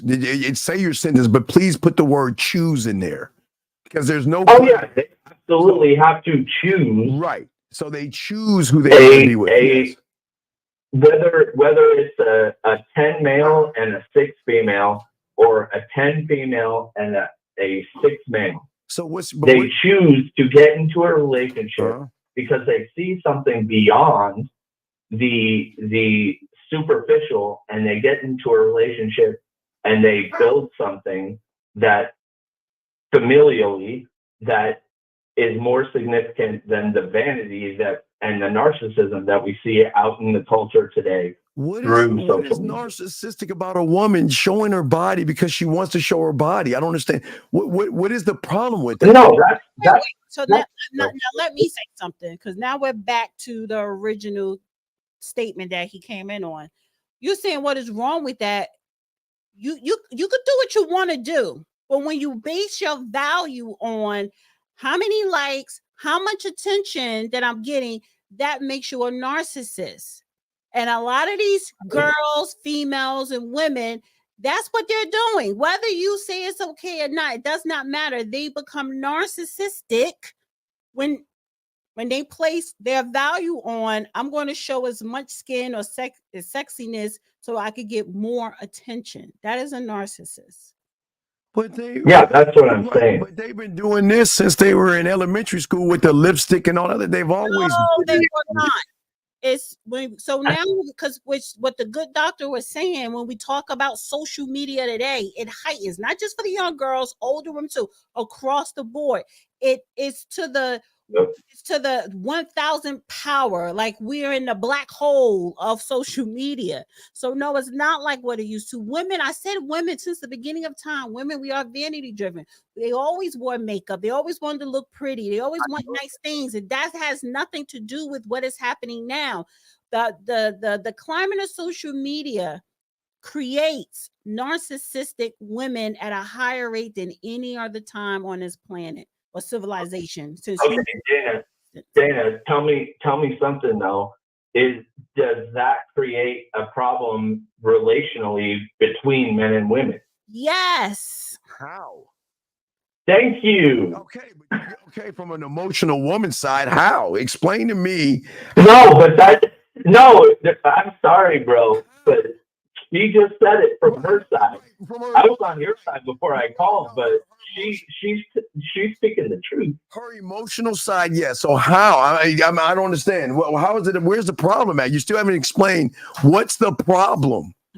Steve, okay, Dana, does this problem that you just explained cause problems relationally because of the narcissism between men and women? Yes. Thank you. Wait, how? Tell me how. I like to know how, because real men don't have these problems. So I just like to know how. How? You got to shut up.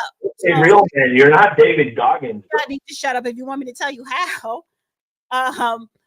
The thing is, a real man, do not want to date a narcissistic woman. Do not want to date a woman who seeks attention, who needs attention constantly, who puts her value on attention, likes or whatever. Now, Steve says it's not a problem from him because if a woman gets on his nerve, he'll just dismiss her. Yeah, that is the easiest thing to do. So that's where Steve is coming from, to where you young men, you young males, y'all should not have a problem, because if you are able to identify a narcissistic female, right, or woman, then then you don't like it, then just leave the situation. Don't take that burden and get upset and say, okay, I'm not going to deal with women. So it's two things here. What the caller is saying is correct. But what Steve is saying is, why would you put yourself in a pigeonhole and think or act like you're defeated when you can remove yourself from a situation? And when a woman, if she tries to come back saying, well, what happened? I really like you. Then you need to say, listen, this is what I don't like. This is what I'm not going to deal with. And this is what I expect. But a lot of you guys don't do that. You just allow the woman to do what she is doing and you dislike it and you don't speak up, whether you correct it or not, whether you leave or not. A lot of times y'all don't leave, y'all just put up with it. And that's the problem. When you put up with the narcissistic women. Thank you. Again, like I said, she's right. So I guess you see women as narcissistic. Again, real men don't have those problems. They don't see narcissistic women. Because if she's not rocking away, you're right. You're right.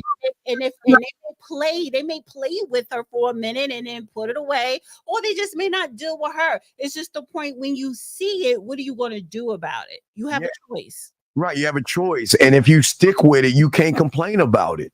If you decide to keep messing with someone who is like that, then you're accepting the behavior. So you can't complain about what you accept, caller. You can't complain about it.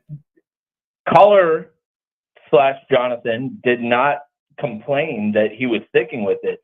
He was complaining about the overall culture, which Dana was talking about. Overall culture, but you're complaining about something you have control over. So it sounds like an emotional complaint. If you have control over, Dana just said it. If you have control over it, then why complain? No, I have control over it, which is why I'm voluntarily celibate, which is why I haven't been in a relationship for 4 years, because I choose not to engage with the women that are on Instagram, that are on OnlyFans, that are engaging in the culture that now exists in social media realm. Caller, let me ask you a question. So, because you've been celibate, I'm for 4 years. Christ. Mm-hmm. Now, do you masturbate? Barely. But you do sometimes. You do. You do release. You do release yourself, right? Hey, he's asexual. Let's be honest. You're asexual. Can I talk? You do release yourself from time to time. Yes. Okay. Because biologically, health-wise, you should, because if you are not releasing yourself, whether it's with the women or with your hand, that is bad for your health. And a lot of and the men, a lot of you men / males, you got to understand that when you talk about prostate cancer and stuff like that, sometimes it comes from not releasing. So listen, I'm not judging you because you are celibate. Sometimes, my situation, I'm celibate by default. However, you intentionally choose to be celibate. That is your prerogative, but make sure you still take care of yourself and release yourself at least once a week. Are you celibate by default or by choice? Oh, Lord. By default. Okay. I mean, it's just a distinction. Okay, but John, I guess you didn't, John. I'm just saying that celibate or not, this is the way of the world. Women are allowed to do, they're allowed to post what they want to post. They're allowed to do what they want to do. You just have to make the choice. Are you man enough to either walk away from it without judging it? Because all you're doing is judging right now. You're judging these women, and men don't judge women. They allow women to do what they want to do. And as a man, John, you should say, this is who I am. And if you do want to change your behaviors on who you see in front of you, then there's the door. That's why there's no problems in relationships with men. Does that make any sense, John? Oh, it makes total sense. But judge not lest you be judged. And because I look at it, Steve said don't judge, but we all judge. It's just that we need to judge ourselves first. Right. Exactly. But okay, game has different types of judgments, but I understand what you're saying, John. Listen, John, I get it, but I just don't understand why you think the world is so bad, because women are showing their bodies on Instagram and stuff like that. Like this whole world is all I'm not bad. even on Instagram, Well, bro. whatever. I'm just saying, zero social media. But you're saying like that all YouTube this stuff is the only thing, and I stumbled across this. Okay, but sir, I appreciate. And I was like, oh, this is interesting. Okay, I appreciate, John, but I'm just saying that you're saying that all the world's problems, because you were mentioning that, you know, the problems of 9 guys, I guess, messing with 6 girls. I mean, not 6 years, but I'm saying the interpretation of her beauty is, you're saying the problem. You're saying that, I guess, good-looking guys messing with average women, or beautiful women messing with average guys, or something like that. You were saying, sir? No, I'm not saying messing with. I'm saying committing to relationships, not based on whether you're a 10 or whether you're a 2.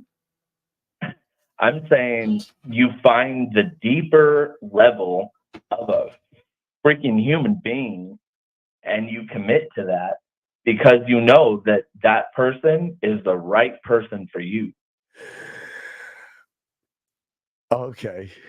Okay. And the narcissistic stuff that Dana was talking about on Instagram, OnlyFans, or whatever, like, the women's empowerment movement has gone so far beyond that it's freaking crazy. I know you're laughing. No, John. I hear it. John. I'm gonna do it for you. Hey, ladies, find an ivory tower and go up in there and go get a needle and thread and sit up there and knit and wait for that guy in shining armor to come along. And that's what you're saying, John. So they should just go ahead and just go in the ivory tower and not live their lives, right? No, everyone can go fuck whoever they want. So then what's the problem then? Caller, ask Steve if he's married. Oh, he said, no, caller, ask him if he's married. Are you married? I'm married to the game, and yes. You're married to the game? Yes. And he's married to a woman. So the fact is that Steve just wants to play. So you, caller, you really do probably want a wife one day. You when you think of dealing with women, you want a relationship, and there's nothing wrong with that. So and I forgot, I didn't catch his age, but when you're looking at the product of women today, especially I guess in your age group, you are seeing, listen, there's not much to pick from. So there's not much to pick from. There's not much to pick from, but what's the? I don't understand. Okay, wait a second. Well, you don't have to. You don't have to marry your. You don't have to marry your age. You can marry what you want as long as it's legal, which is which you find suitable. How old is he? He's 30 something. He's in his 30s. 34. So 34. So you're allowed to marry what you want to marry. So even if he marries younger, he's looking at the younger women and the quality of today's women, and there's not enough good quality. Wait a second. The quality. Correct. Okay. You don't understand, John. Women can be trained. Do you understand that, right? No, they cannot. And this is where we part the seas. We part ways, honey. No, you cannot. She's not a child. She's not a robot. She's not a dog. She's not a puppy. Thank you. No. The fact is, listen, let me tell you something, Steve. Hold on, caller. And you be quiet. See, let me tell you something. My son, tomorrow's his birthday. I hope I don't forget. He is going to be 20. Oh my God. I think he's going to be 25 or 26. Shit. And honey, oh no, I see the girls in his age group, and best believe either I will be picking his wife or I get the final approval. Now he says no. However, I understand where this call is coming from. No, the quality. It's one thing to Steve point when he's talking about. I don't like that word train. You can't train her. She's not a dog. But you're talking about guiding and guidance. But the part of that, the problem with that is the upbringing that these young women have today. They are not being brought up to be a wife. They are not being brought up to know how it is to be in a relationship with the man. A lot of times they probably haven't even seen it. And even if they did, even the ones that did, when we look at society and we look at this women's movement, the Me Too's and everything, they are so far gone because they're like, I can have it all. And you have to agree with the fact that I can have it all and you're going to be there right by my side or whatever. So the caller is right. Steve is also right. But at the same time, for the caller who is not married, he doesn't have kids and he's 34 and he wants a decent woman, I would be very concerned with what is out there, no matter what background, race, or whatever.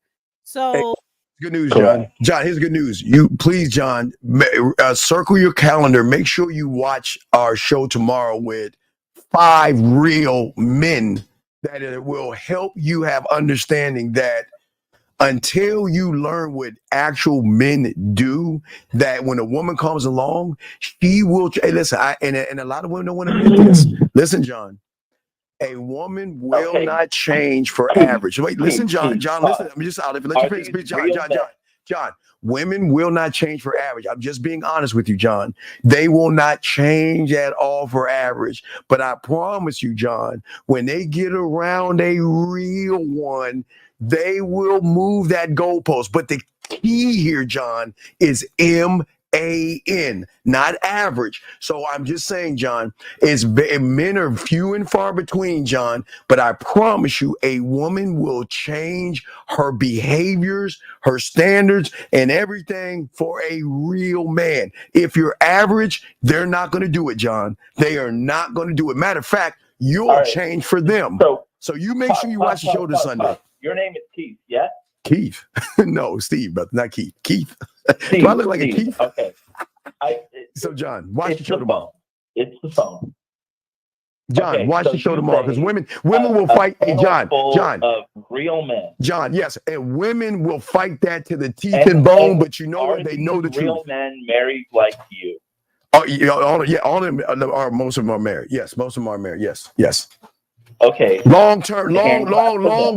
But what I'm saying to you, but it's not about. Wait, John. It's not about them being married. That's you're looking that are valuable. And not narcissistic. And not posting their asses on Instagram. Okay, John. Until a woman runs into a man, she will not have the structure or guidance. She will not have the structure or guidance, sir. She will not have the structure or guidance or leadership to modify her behaviors, and that's why they're. And that, no disrespect. Well, they're wild. Yeah. Listen, okay, John, and please don't take. Steve must be writing for Tyler Perry Studios. He's writing script. John, listen to me, John. Steve is a simp. Every woman, John, every woman that you run into, I don't know, are the subtotal of every average. Listen. Let the caller have his own opinion. Stop. He's not asking for your leadership, or he's not asking to be on your program or your membership, Steve. Hey, John. Sunday at 12 East, please come back so you can see how real men operate. Because I promise you, it's going to blow your mind when you see winners at a winning table. All right. One more thing I want to say to the caller. Go ahead. I'm a fucking conservative. One more thing I want to say to the caller. Caller, if you come across a woman and you realize I got a trainer, leave. Don't bother. If you got a quote unquote train like Steve talking about, you don't want to be bothered with that, because a grown woman, a grown woman need to understand her shortcomings and work on it first. A man or woman, nobody else cannot train you to be better. You have to want it. John, you know what's great about that's emotional. It's not training anybody. Only thing he would do, I'll show you, I'll probably help you, train you how to cook, but he's not training her to be the woman that he wants, or to be a woman, or to be a high value. No, he ain't training shit. They trying to show up correct. When you have game, you don't have to train. They're gonna come in listening. John, I promise you. The type that you gotta train, no, those are dangerous types. Down the line, she gonna start some shit. John, I promise you, the great thing about being a man, real love. Pause. Real love and real relationship don't take training.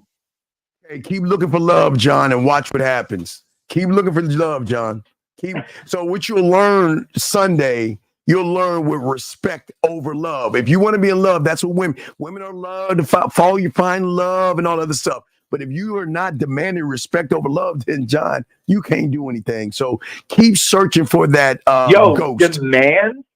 That's not biblical, bro. Oh my God, we're not going biblical here. Love over demand respect over love. Yes. What? Oh my God, John! Please tomorrow, hey, John. Demanding it's gonna be John. Respect over love John. is not a biblical principle. John, show me in the Bible where it says. And John, do it right now. John, do it right now. Ask you to do. John, this is what I ask you to do. I want you to listen to our show and please call in so you can get educated. Been on this call for 35 I know. minutes, So you take care, John. We'll let you go. Show me. John, you'll see it tomorrow. You'll see it tomorrow. Right now, there's emotion and logic, but tomorrow you get to see emotional logic. No, this is emotion versus logic. So tomorrow, it was lucky for you. You get to be around some real men for the first time in your life. Lucky for me, I can learn what I haven't learned my whole No, because you're the one that's celibate. You're the one that's celibate. You're the one complaining about women, and you're the one who can't get a woman. Voluntarily celibate. You need help. I'm a Christian. Hey, have your Christian values. You can pray to whoever you want to pray to. That has nothing to do with the person that you are. So you get to learn that tomorrow. You'll get a punch in your chest and get to see some real game. Something to do with the person. Oh no, it has nothing to do with it. You as a Christian. We can move on. You just let him have the last word. Go ahead, pray. Dana, come in. Dana, come in. I'm sorry. I called originally for Steve, and I was like, "Oh, what he's saying is cool," and then. I don't know. He just went into like wild ass shit about being a real man. Check.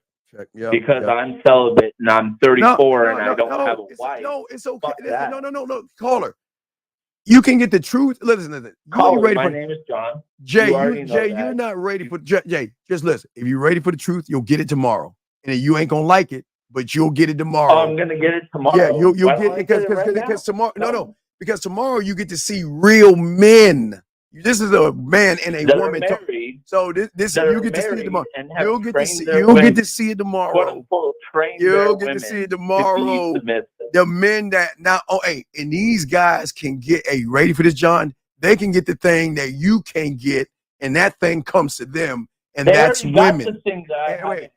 And that's women. They have women. They have women willing to be trained and follow programs and protocols because they're men. So you get to see that tomorrow. You can't see it right now because we got an emotional woman on the other side, but you can see that tomorrow. I promise you. And I hope you call in because you'll get the education. Bro, I don't know if you're ready for it, but do it, dog. If you want to know how men do it. Thank you. Because Steve is happen. So thank you, Colin. Thank you for calling in, John. We'll see you tomorrow, buddy. Okay, bro. Yeah. We'll see you tomorrow, bro. Thank you. All right. This DC. This represents the DMV. God, I hope this is good. Eric 202. What's your name? What's your question, sir?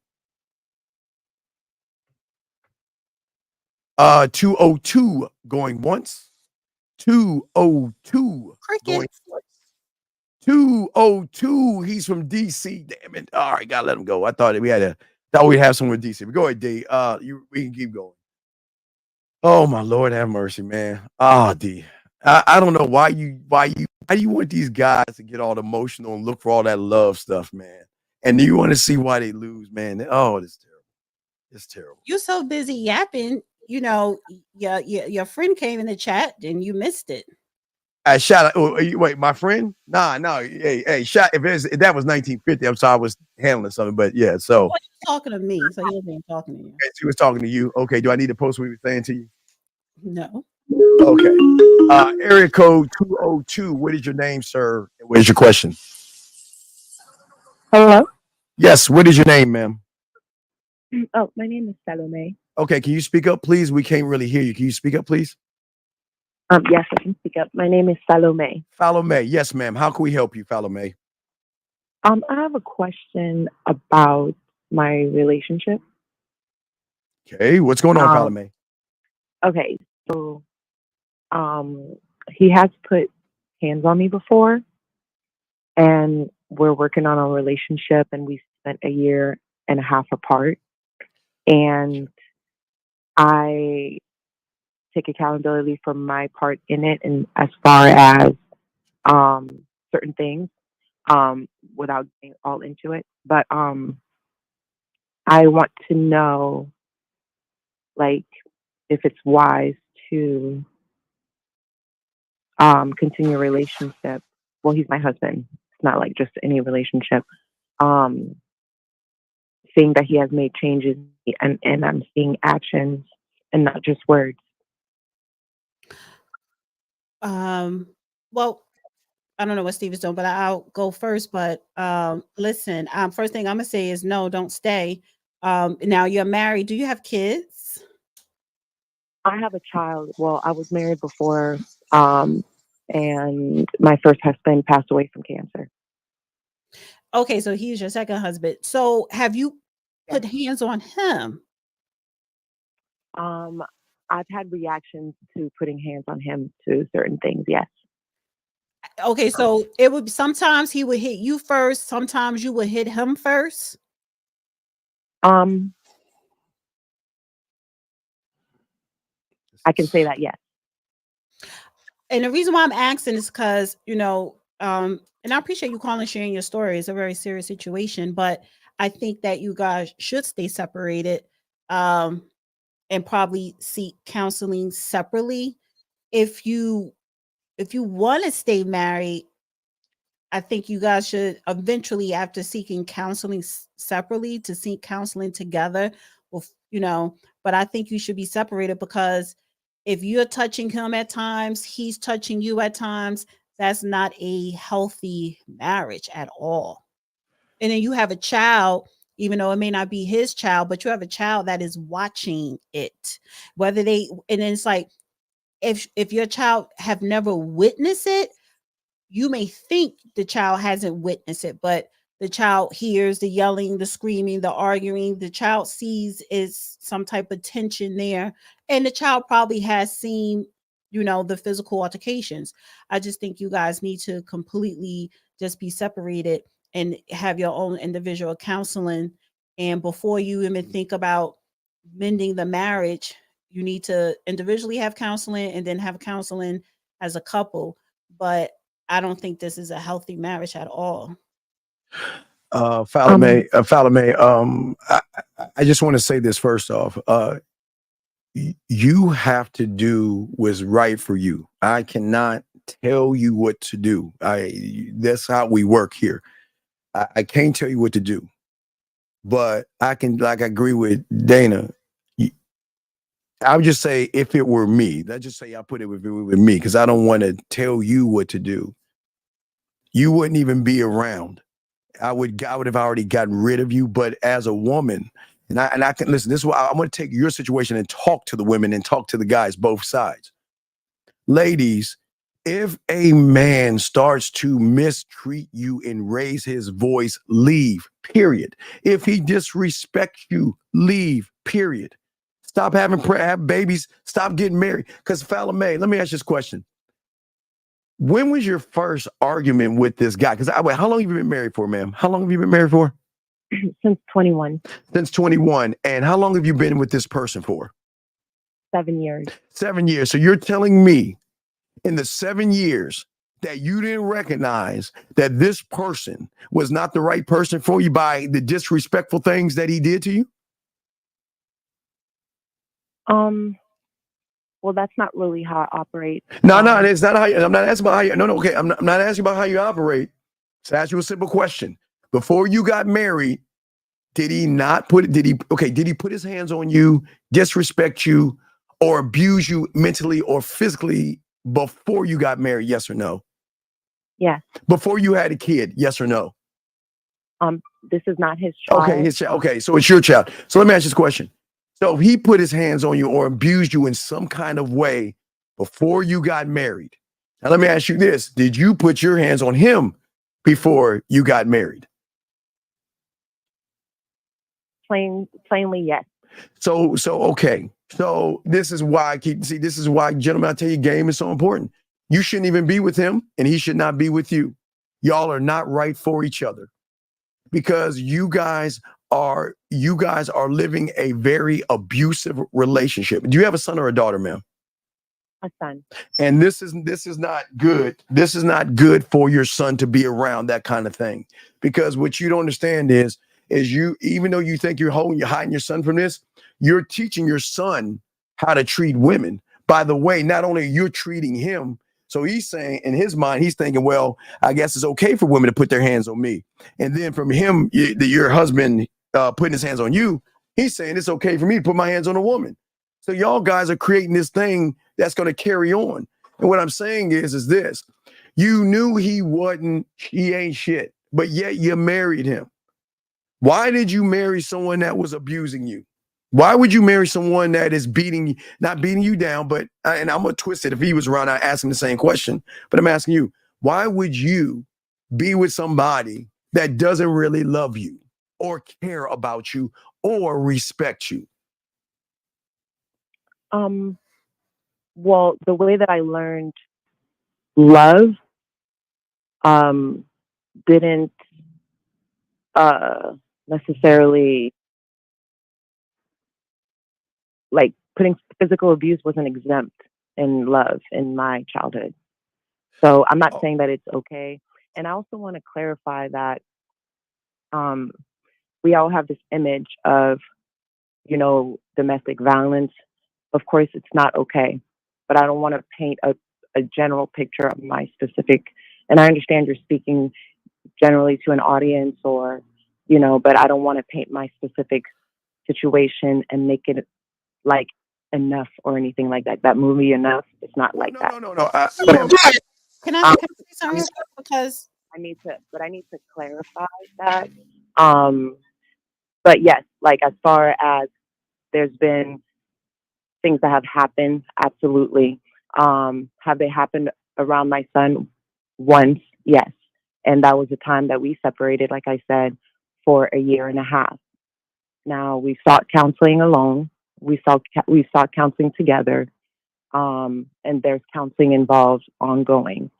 So I just want to clarify, everyone has, you have the right to your opinion. I called I'm not judging for, you, ma'am. advice, and I'm here to hear. No, Dave, go ahead and say what you want to say, D. I got to go ahead. Yeah, no. Jesus, feedback. Yeah, no. I was wanting to say that it's no judgment, and everybody's situation is different. It's just that the common denominator here is toxicity, unhealthy. You know what I'm saying? It is abuse. You abuse him, he abuse you, and this is before you even exchange vows. And why do you guys, even after the counseling, I'm glad that y'all seek counseling separately, but and hopefully, maybe, I don't know if you to put your son in counseling, because he did lose his father. That's a big thing as well. He's in a whole brand new situation, and I'm a mother and I'm a grandmother, so I could talk to that, right? But what I'm saying here is, why do you want to stay married? Why does he want to stay married to you? And why do you want to stay married to him? Because sometimes it's okay to separate. And a lot of times it's better to separate. You can still eventually be friends, but to keep your child in that environment, all the counseling in the world is not going to help. So why do you want to be still married to this man? And why does he still want to be married to you? Well, I can answer that, but I don't know if it's going to be logical, but I can give you my answer. First of all, I love him. We all have a family bond, my son included. He's a stepfather. Yes, he's done things to me and by default to my son, because I'm his mother, but there are far more better times than there are those dots in our relationship. My son lost a father in a way that was traumatic. And I think that I have a certain... Let me ask you this. Who at this moment, who do you love more? You, your husband, or your son? That's a hard question to ask. I don't know. Honestly, it's okay. So You should love yourself first, then your kid. But I know that we sacrifice and we do whatever we want for our kids, but you need to put your child first. And like you said, your child is traumatized, like you just said, the way that his father passed on. And now you traumatizing him for a second time in this abusive, because it is abuse, whether it's your part or his part or both, but in this unhealthy, traumatizing environment. So love does not fix that. Love has nothing to do with it. Love has nothing to do with a marriage. So you need to love you, and you need to put your attention into your child, and you need to make sure that your child is healing from his traumatization of losing a father, and you need to make sure that he's living in a healthy environment on all aspects, physically, emotionally, psychologically.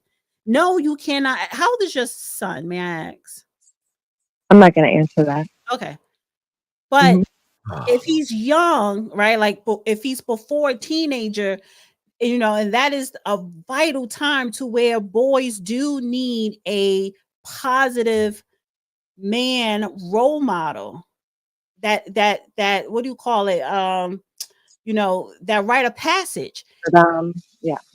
But if your current husband, maybe he's good to your kid, but if he's not good to you, he's not good to your kid. And so again, it's probably better if you guys separate, and if he chooses to be a positive role model in your kid's life, fine, but you don't need to be with your husband, and you don't need to keep your son living in that type of situation. I just want to, ma'am, I just want to say to you again, I would wish you took your emotions and your feelings and put them aside. Well, I know you can't because you're a woman, but let me ask you a question. If I gave you a glass of water and put a drop of poison on it, would you drink it? It's just a drop of poison. No, but it's just a drop of poison. How can it hurt you? It's just a drop. Why not drink it? Why not drink I would it? not. Huh? I said I would not. But why wouldn't you? It's just a drop. It just happens every once in a while. I haven't formulated a relationship with that drop of poison. No, what has happened? Well, no, you have not formulated a relationship with yourself. That's the Yeah, ma'am. You have not formulated a relationship with yourself. See, this is why it is. This again, game saves lives. If you form a relationship with yourself and the woman in the mirror, and have a love for the woman in the mirror, you will recognize the poisonous person that you're with. And that is why I keep telling y'all, if you got to go to marriage counseling, get rid of him. If he's abusing you, get rid of him. If he's talking down to you like that, get rid of him. If you can't answer a simple question of who you love between you, your kid, and him, you need to get rid of him. But I'm just saying, you're driven by you're see, this is why I'm glad I only help guys, because women, y'all don't listen. Nobody listen. You're gonna do. No, I know this, man, but it's not gonna stick because your feelings are gonna override logic here. No, I'm listening. I'm literally listening, but just correcting certain things. Okay, but ma'am, it's right in front of you. I can't tell you what to do. It's right in front of you. But I am telling you, unfortunately, because you're very emotional, your feelings are going to override your judgment, which is already done. And you can't see what's in front of you. What's in front of you, you should have got rid of that mofo a long time ago because of the love that you have of yourself and the love that you have of your child. But because of your quote unquote emotions are overriding things, you're not going to see it. You're not. So you know what's going to happen. And I'm sorry to say it. I know how it's going to go. You're going to take them back, and you're just going to go through the cycle again and over and over and over again. It's like you're poking holes in your boat, and then you're taking water from the ocean and dumping it in your boat. And then you're asking us, well, why am I drowning? Why is my boat sinking? I don't get it. I don't understand. I really love the boat. I care about the boat, but yet I'm sinking in it. So what I'm saying to you, ma'am, is this. Listen, again, we can't tell you what to do, because even if we told you and Dana kind of gave you that, you're not going to do it, because you've already made your mind up that you're putting love of an abuser over the love of yourself and your son. So it doesn't matter. It doesn't matter what I say. You're gonna do what you want to do. So it doesn't matter. So listen, I hope that he doesn't put his hands on you. I hope he stops yelling at you. I hope he stops doing whatever he's doing, and you stop putting your hands on him, because that is not right for you to do that either. But what I'm saying is that it's one thing to defend yourself. If he's coming at you like Michael Myers or Jason, you fuck him up. You are allowed to defend yourself. But for you to just hit him because you don't like something he's doing is being an abuser yourself.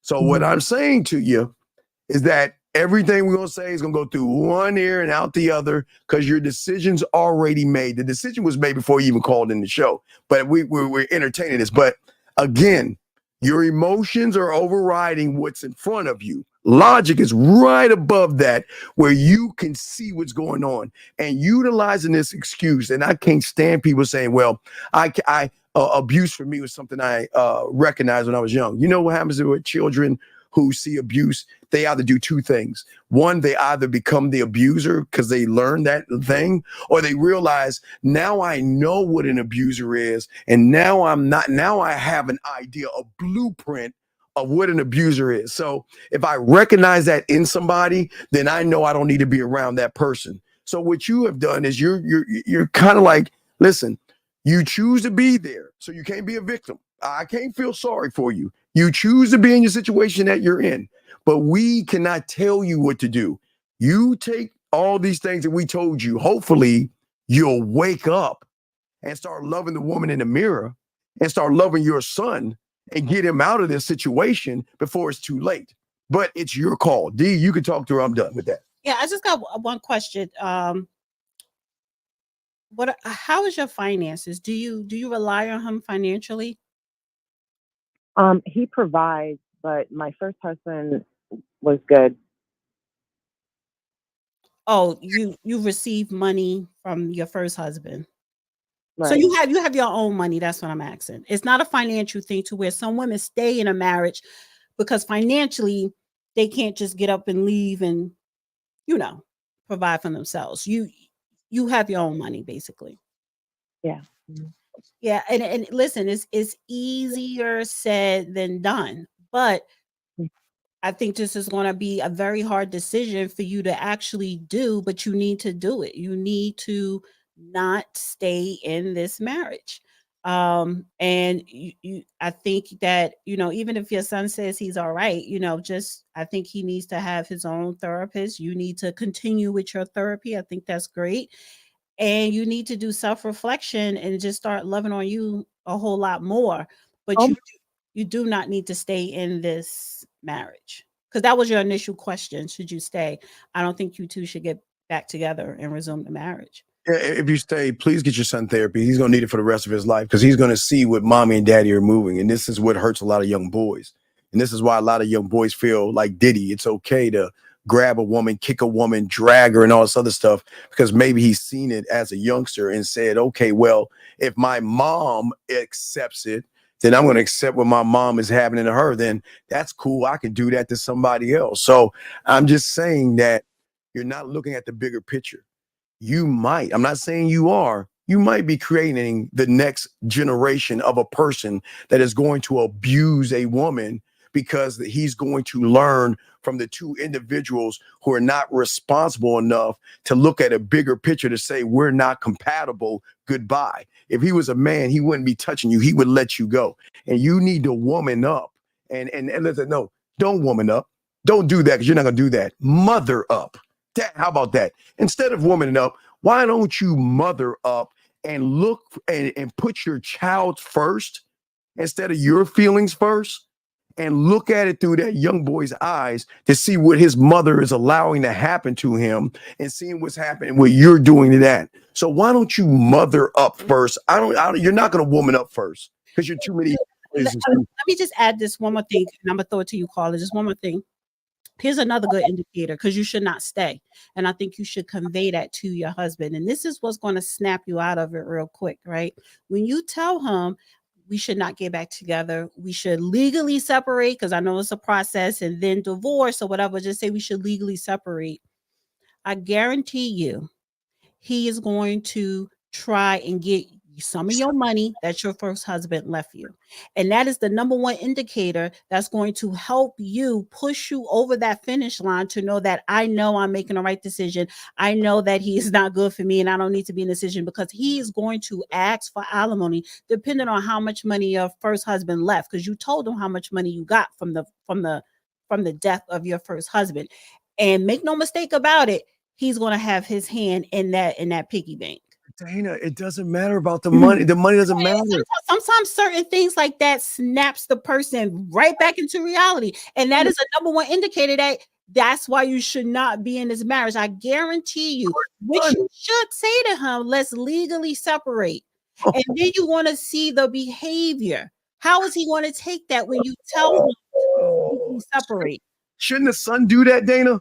Shouldn't the son be enough to snap her into this world of? But it's not. And but I'm just saying, you should legally separate. And you know what? When you tell him that, because that's hard for you to actually say to him. I get it, but I 100% guarantee. And when you do say this to him, I want you to call back in the show and say, Dana, you were right. He is going to show you who he is. He's going to show his true colors, that he has not changed within that year and a half. Therapy did not help him. As soon as you say you want to legally separate, and then you're going to realize I should have made this decision a long time ago. Please mother up and forget about the money and think about that child. Be a mother. And I don't care about you as a wife. Be a mother. Push aside your self-importance and your ego and all your love and all your trash and trauma with that other loser, and think about this young guy that needs guidance. And all you're doing is doing damage to him. I don't care about all that money. Just get out of your own feelings and stop being a victim. Mother up and take care of that boy. Because I'm telling you, you're creating something and you don't see it right now. What you need to do is mother up and do a motherly thing and protect her son and get that son out of that toxic environment. Separating isn't going to help at all. Get him out the environment. But you know what? You're not going to do it because you're emotionally driven by this guy because you love him. Well, if you loved your son that much more, you would have got him out there. If you loved yourself that much more, you would have took your boy and moved, but you're not going to do it. So listen, it's cool. We appreciate you calling. But I want her to have the last word. I think she is going to do it. I want you, caller. You get the last word.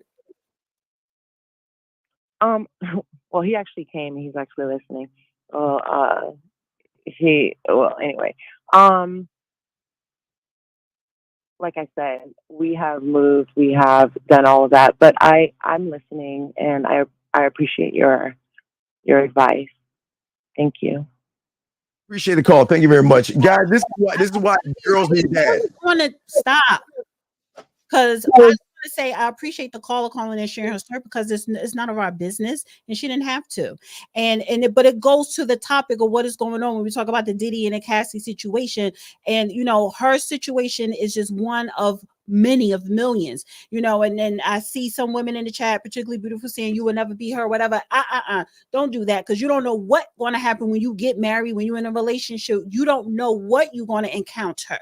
So I'm not judging her, but as a parent, yes, you have to put your kid first, and it's okay to part cordially. It's okay if you want to be friends later, but you cannot stay married to that person, whether he's listening or not. You abuse him as well. He shouldn't even be with you. So it's not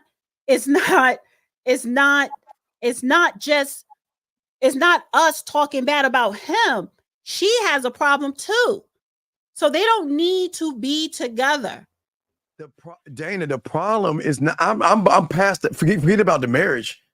I keep telling you, I don't even know why y'all go to marriage counseling. That's for y'all losers go to marriage counseling. Anyway, I'm saying at the end of the day, for all you women that have children mother up.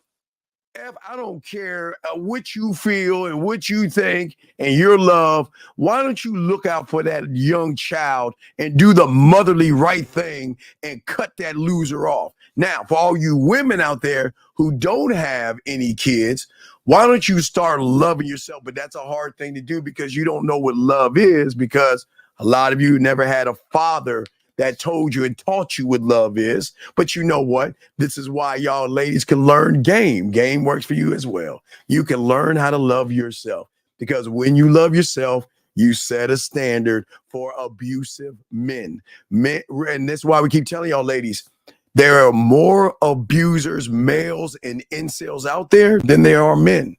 So as my boy Zach said, that's why you got to share us. That's our saying. That's why you got to share us, ladies. I'm not trying to end on a note. So, all right, let's find it. Let's get to another video. She's still on the line, or did she hang up? I think she's gone. Well, I don't think she's gone. But anyway, let me make sure. All right, let's continue. Yeah, I wanna. If she wanted to say something, I would say let her say something. But like, I don't like all that silly shit, and that wasn't necessary. You do got to share. Anyway, 346. What's your name, sir, and what's your question? Do I need to do on the phone to make sure? Okay, sir. Just tell us your name and ask your question, buddy. What's your name? First of all, I want to say. All right, goodbye. All right. The reason I'm hanging up, I'm going to try one more time. Okay. What is your name, sir? Your name. Okay. What is your name? My name is Easy B. Okay, I don't even know. Okay, goodbye. I gotta let him go. I again, ladies, I keep trying to tell you, ladies out here, this is what you're gonna date, this is what you're gonna marry, and this is what you're gonna hang out with. Nothing but losers until y'all find a man. This is your life, ladies. Guys like that who can't even explain, express, and carry yourself like a man. This is your world, ladies. Let me say this, because I don't know what your problem is, beautiful. Because I said your name, but also to any other woman in that chat that's judging that woman that called in saying that could never be you. You don't know what you're going to encounter. So no, it's nothing delusional about me. I done seen it all. On both sides.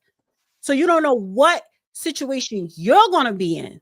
So who are you to judge someone say I could never be her? See, women, they result to that. Men do the same thing too. It's not about what you can or won't do. This person chose to call in, wanted an opinion, and I respect that she called it. Act like it could never be you. You don't know. You don't have kids. You're not married. You don't know what that situation gonna look like. 346. What's your name? What's your question, sir? Oh, cool. Name is John. Okay. My question is for Dana, because I feel like she has experienced this. Can I go ahead? Go ahead. Okay, thank you. Dana, I want to start off by saying your skin looks bright. You look sexy as hell. Now, what I want to ask is, when you start up a relationship with a beautiful woman, a sexy woman, and you're putting in 100% in the bedroom and out there, doing all the things you got to do. The first couple of times you blow her mind, sex is great, hours long, orgasms everywhere. But as time passes, she can get used to all that.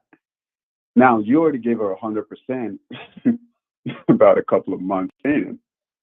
Now she's used to that. It's a normal Tuesday. Are there things like withdrawing a little bit to rekindle that spark, or does a man just still keep putting in the regular 100% even though he's maxed out, or can he do things like pulling back or something? I don't know, but I always have that fear because I notice that, and I give a distance and things go back to a little bit better, and then you have that time like when they break up and shit come back, shit starts back up. But I don't know. You have any words on that? Okay, so you need to just, what is the question you want to ask? You're saying that You sexually put 100% in, but you don't receive 100% back sexually from the woman. You beginning of the whole like love spark, the butterfly phase. I'm putting in 100%. She's putting in 100%. Right? All that, everything is great. The relationship is great. The sex is phenomenal. Like the sex is 60% of what's carrying the whole relationship, or even 80%. But over time, just by getting used to something, like you could be looking at the most beautiful woman, but if you wake up to her all the time, you get used to that. What is the question?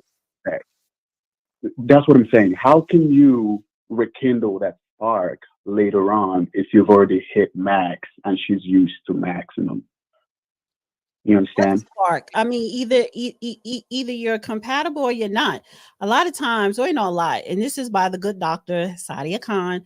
Healthy relationships, people would consider boring. Healthy relationships are quote unquote boring. Now, it won't be boring to me, but the fact is that what spark you want max. Yeah, you want max sparks 24/7. That's unrealistic. So you need to be realistic. And it sounds to me that you're giving a lot and receiving little. And you're not telling me the whole story here. You're saying everything that you're doing. Now you don't hit a stalling point. You don't stagnate it because somebody ain't putting in their portion of it. Somebody not pulling their weight, and it sounds like she ain't. So you lying right now, saying that everything is great, the sex, and you compatible, sparks, and now the spark stopped. She probably not into you like that, and she probably never was. So there's no such thing. Like if you into someone, when a woman is into someone, she's always going to have those butterflies. Now, it may not be fireworks every day, but that's life. But at the end of the day, when it's all said and done, she should still look at her man and get butterflies and be very turned on and attracted to him. And if she is not displaying that, sparks or not, that's because she's not giving it to you. You're giving it all, and she's only giving probably 20%. Dana, can you please tell him that she's fucking somebody else, please? Come and keep that. Come on. Somebody else, sir. She's fucking somebody else. I'm not going to get triggered by what you guys are talking about, but I want to really have this conversation because it's just an important point. And I've noticed it. I've had great success with women. Do you want caller? You done listening? Are you ready for logic now? Or do you want to keep listening to feelings? I want logic from Dana. I don't. Of course. You would want to hear from a woman because you don't want to hear the truth. Hey, even the emotional woman tells you. Even the emotional woman says your woman is getting fucked by someone else. The emotional woman, caller, the emotional woman is telling you your woman's getting her back blown out by somebody else because you can't fuck, you can't eat pussy, you can't make her mind wet, you can't talk smooth to her. You're not that guy. You're not the guy. What? Wait, brother. What I'm saying is, look. Wait. I have a professional. 36th Street had a question for me. Dana, do you have a man that you look at like that? Well, I'm not in a relationship, but there is someone that I do look at like that. I cannot believe you're asking for in emotions. In the beginning of my relationships, the sparks are there. Okay, they compliment. They do 100%, right? I'm the dominant one. They're submissive. Trust me, they go above and beyond. No. So, caller, if that's the case, why are you calling in? Why are you calling in asking for my second opinion? No, you're asking for my second opinion because you want sparks to be every day. Well, in a relationship, it's not going to be every day, but you still going to have that it factor between the two. So if you're questioning your relationship, you're questioning her. And she's not she should be doing. She's not into you probably like that. And I think that's what you can feel in the back of your head. Doesn't want you, Dana, saying. If you are going for a long relationship, over time, she will get used to you. No matter how less your dick is, no matter how. But caller, Of course, she's going to get used to, but is she still having sex with you on a regular basis? Yes, but you need to understand that after a while, she gets. Well, what is the problem if you're still having sex? I thought that you had the experience of being in a long-term relationship with a man. What is your problem, sir? You said that you guys are used to each other. You still like each other. You're having sex on a regular basis. What is the problem that you're having? I literally already explained it, but it seems you don't have. You're talking about the sparks. There are no more sparks there. So you mean to tell me there's no more sparks in the bedroom? I can make it spark, but after a while. But why are you the one making it spark? You keep saying I could do this. Well, what the fuck is she doing? And I'm sorry. I ain't mean to curse, but it's just coming out now because now I'm getting frustrated. What is she doing? Listen, even if you're what is she doing? You keep saying I'm doing this. What is she doing? Doing all the work in the bedroom, right? 80% of the time, he's doing all the work. Right? No. Okay. You have to deliver the pie. No, it's no men don't. No, it's not 80% of the man doing all the work. That's probably the only time I will go 50-50 is in that bedroom. The only time I will go 50-50. I mean, even if he's dominant, the woman still gotta throw it back. She still gotta move her hips and ride it. She still gotta suck on it. She still gotta put a lot of effort in. So what are you talking about? So no, you're doing everything and she's doing little. Listen, Dana, I don't think you can ride it for longer than 3 minutes. Don't worry about me. It's not about me. Don't worry about me. See, okay, and now I'm you know what, I am going to throw it to see because I think you really can. You came up here. There we go. Because you came up here and you specifically wanted my advice. Maybe you thought I'm lighthearted, boom, boom, boom. No, baby, I will eat you up and spit you out, and I don't even have to say a curse word. So please don't get it mixed up. Please don't. Because I'm not a nice person. I don't have an issue that you're having. I would never deal with those men like you. Never. So you called in, you wanted my advice. She's not into you. She wants sex with somebody else that probably has a bigger dick. Probably has a better stroke. Or maybe it's just someone else that she likes a little bit more. Because if you have to lead all the time, 80% or more, if you're doing 80% of the work in the bedroom, if she's going to give you 20%, she's not into you. She's not into you. On to the next. Oh my God. Into you. Oh my God, man. Time passes. She's not into you. You said there's no more sparks. You do 80%. She's not into you, sir. Caller, she's saying you're a loser. She's saying you're a loser being nice about it. I was just going to be straight up with you. Dog, you're not that guy in the bed. You're a loser. You're a loser. Look, don't get, wait. You went to Dana. Dana's telling, look. When he's stroking it and he's spreading her ass cheeks and pulling her hair and smacking her ass and she's saying, oh my God, I can't wait to get some more of that dick from you. Don't get mad. Why you get mad? Wait, I'm sorry. I'll let the emotional one tell you this horror story. I'll sit back. You know it, Dana. You come for a second. The moment you start saying, well, Dana, you probably can't do, don't worry about me, sir. I'm not calling you, asking you for advice. I'm not calling you, telling you my problems. You called into the show wanting my opinion. So the fact is that don't worry about me. Because when I do jump on it, best believe it's going to always be sparks. I'm going to always throw it back. Yes. It's not going to never be an issue when it comes to that bedroom. You're gonna ride that dick like your woman ain't doing it. She ain't riding that dick. She's saying, oh my God, I have to fuck him again. Disgusting. He's not a man. He's not a man. Look at him. He's asking a woman for advice and you're getting tore up. I like it. Oh my God, man. This looks real manly, dog. Oh my God. How does it feel? How does it feel? Why do you hate yourself, dog? I didn't get any. Look at you. You're calling us. You're calling us Fuck about y'all. something. You're calling and asking a woman's advice, and she just told your punk ass that that woman is fucking someone else. How does that feel? How does that feel? Huh? How does it feel? Oh, now he run off? Oh, wait, Dana. He ran off. Oh, wait.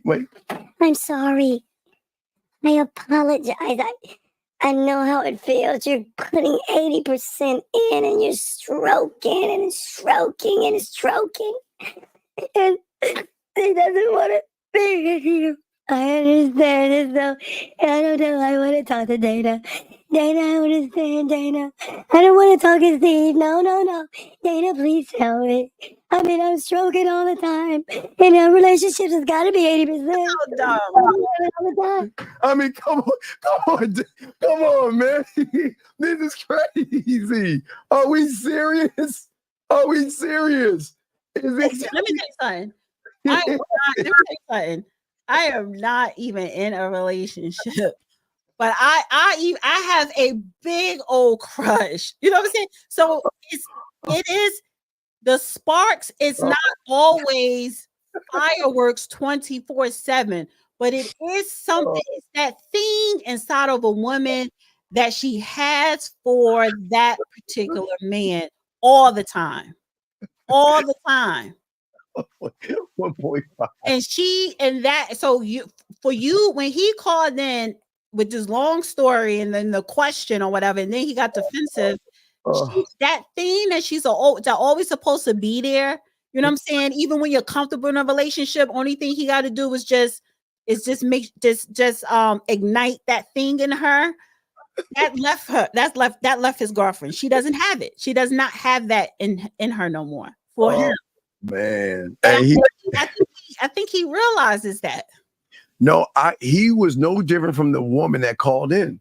No, I don't. Honestly, I don't know, because that woman that called in, that was something very serious, and I don't even like when people call in with something serious like that, because we are not therapists. But the fact is that, so I honestly I want to keep her call separate and sacred, because we'll do one more video. D, go ahead to make it fair. Do one more video, even though you're leaving out anyway. You're in overtime. We're about to wrap this up because I got to teach my guys some game and everything. So I got to teach the guys some stuff, because these guys don't understand, especially that John guy. I hope you know what John's like. He said, "Oh my God, I can't believe those guys, those bros." Comment, man. He said there will be times you just want your man to hold you, and that's part of it. Like, come on, it's like, listen. First of all, trust. I don't need the peanut gallery to tell me nothing about sex. My sex game, I don't. I just need that man. And I already have that man I already know who the man is. So I already know who my man is. I already know what time it is. I don't need no peanut gallery. Sorry. I plead the fifth on that. You don't gotta plead shit, because you ain't on the stand, honey. It don't got nothing to do with you. It don't got nothing to do with you or anybody else. It don't got to do with no other chick. It don't got to do with other dudes. It don't got to do with nothing on social. It don't got to do with nobody but me and that man. That's the difference. I don't seek outside validation. And that's what that man was hoping that his girl still had for him. So you want a woman that don't seek outside validation, that she looks to you for the validation. So you don't got to plead the fifth or not, because they don't got nothing to do with you. D, how can I get in touch with you, D? No, we got another video. All right, let's do this last video so hey guys, don't worry, after this video, we'll spit some game. Y'all call it, we'll chop it up. Let's get this last video. Get us one more video to go. We're in overtime, guys. I apologize. We usually don't go this long with her. We say her. Here we go. Last video for her. You real sassy tonight. Hold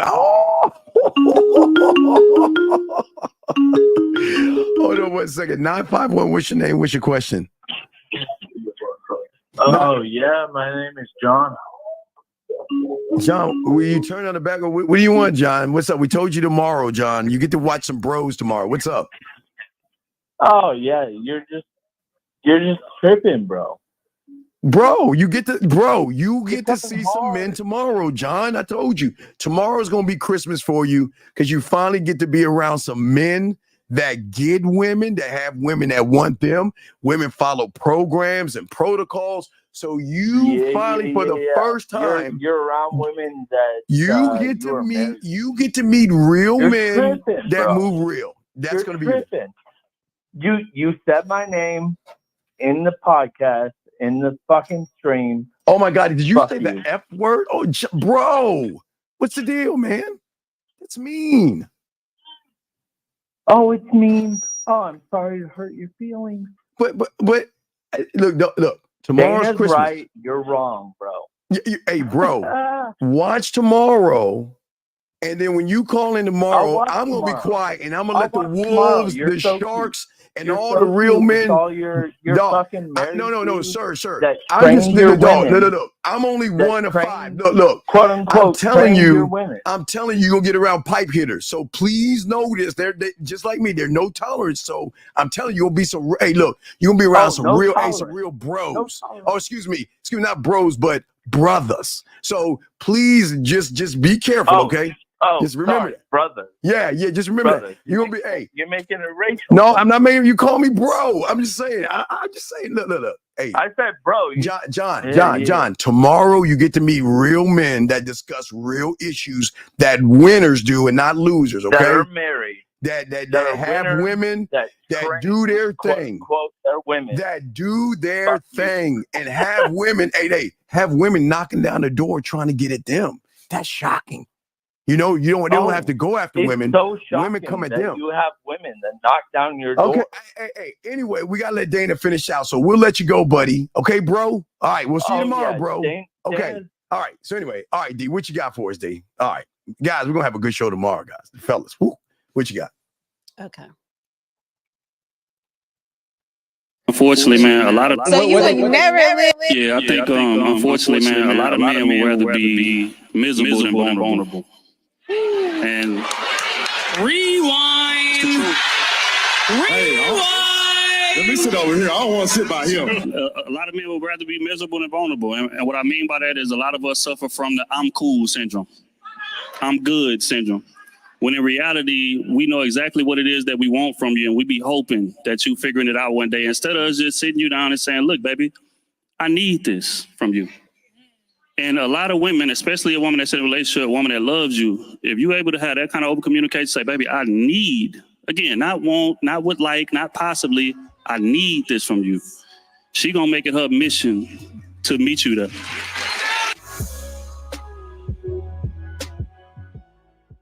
Yeah, what? I think, unfortunately, man, a lot of men would rather be miserable than vulnerable.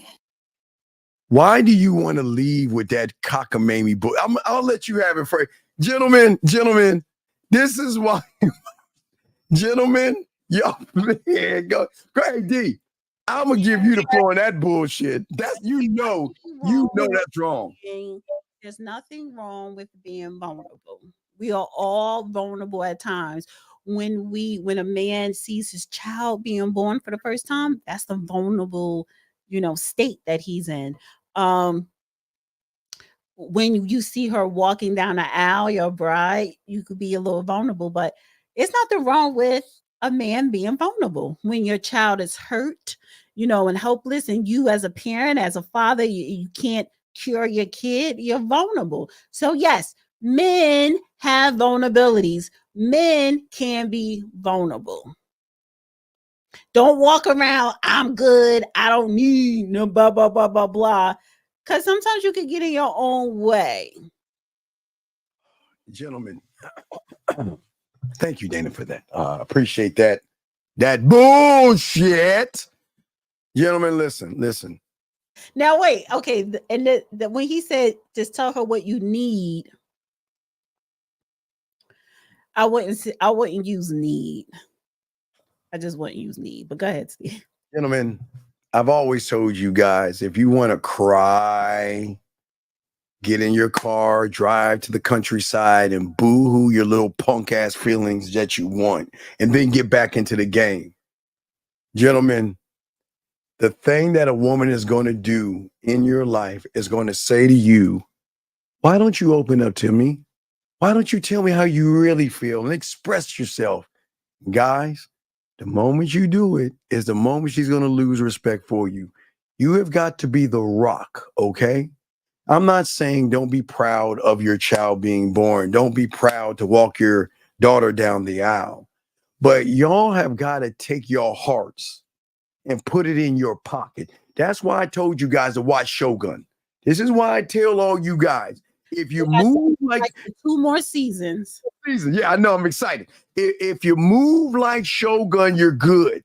See, listen, in front of the world, you gotta be tough. In front of your woman, be tough. But I'm saying you can love your son and your daughter and be appreciative of things, but leave the vulnerability to the woman and the femininity to the woman and keep being masculine. Don't listen to all that vulnerability stuff. It's going to lead. That's 2 more seasons. Yeah, 2 more seasons. That's why I say, gentlemen, please watch Shogun if you've not seen Shogun. Please, so you can understand when you're vulnerable, don't be soft. You take your little hard ass feelings and put them in your pocket. I'm telling you, women, when they recognize an emotion in you, that's a chink in your armor, gentlemen. I'm telling y'all, don't be vulnerable. D, how can they get in touch with your vulnerable self saying all that bullshit? Funny. What is your topic about tomorrow? Our topic tomorrow is wait, let me tell you. I'll tell you what it is. It's on really one of training. It's on some training stuff. It's what we were kind of like discussing. I'll tell you what it is. Give me a second. I'm sorry. I'll tell you the topic tomorrow. Is it? And it's not so much. Now I need a little bit of advice. How to create dating standards that make her earn her position.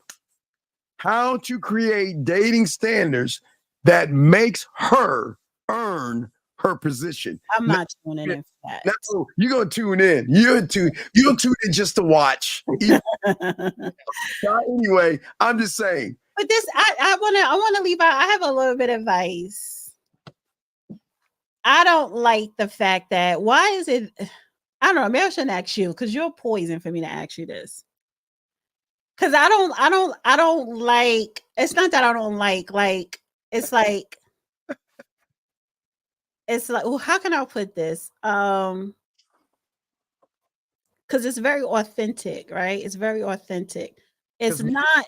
It's not. It's not pleasing. It's not pleasing. It's none of that because everything is very authentic. But I don't know. It's like you don't want that person to be disappointed. Do you get what I'm saying? Well, what you want to know why? Because a man can never disappoint a woman. Y'all are so used to being.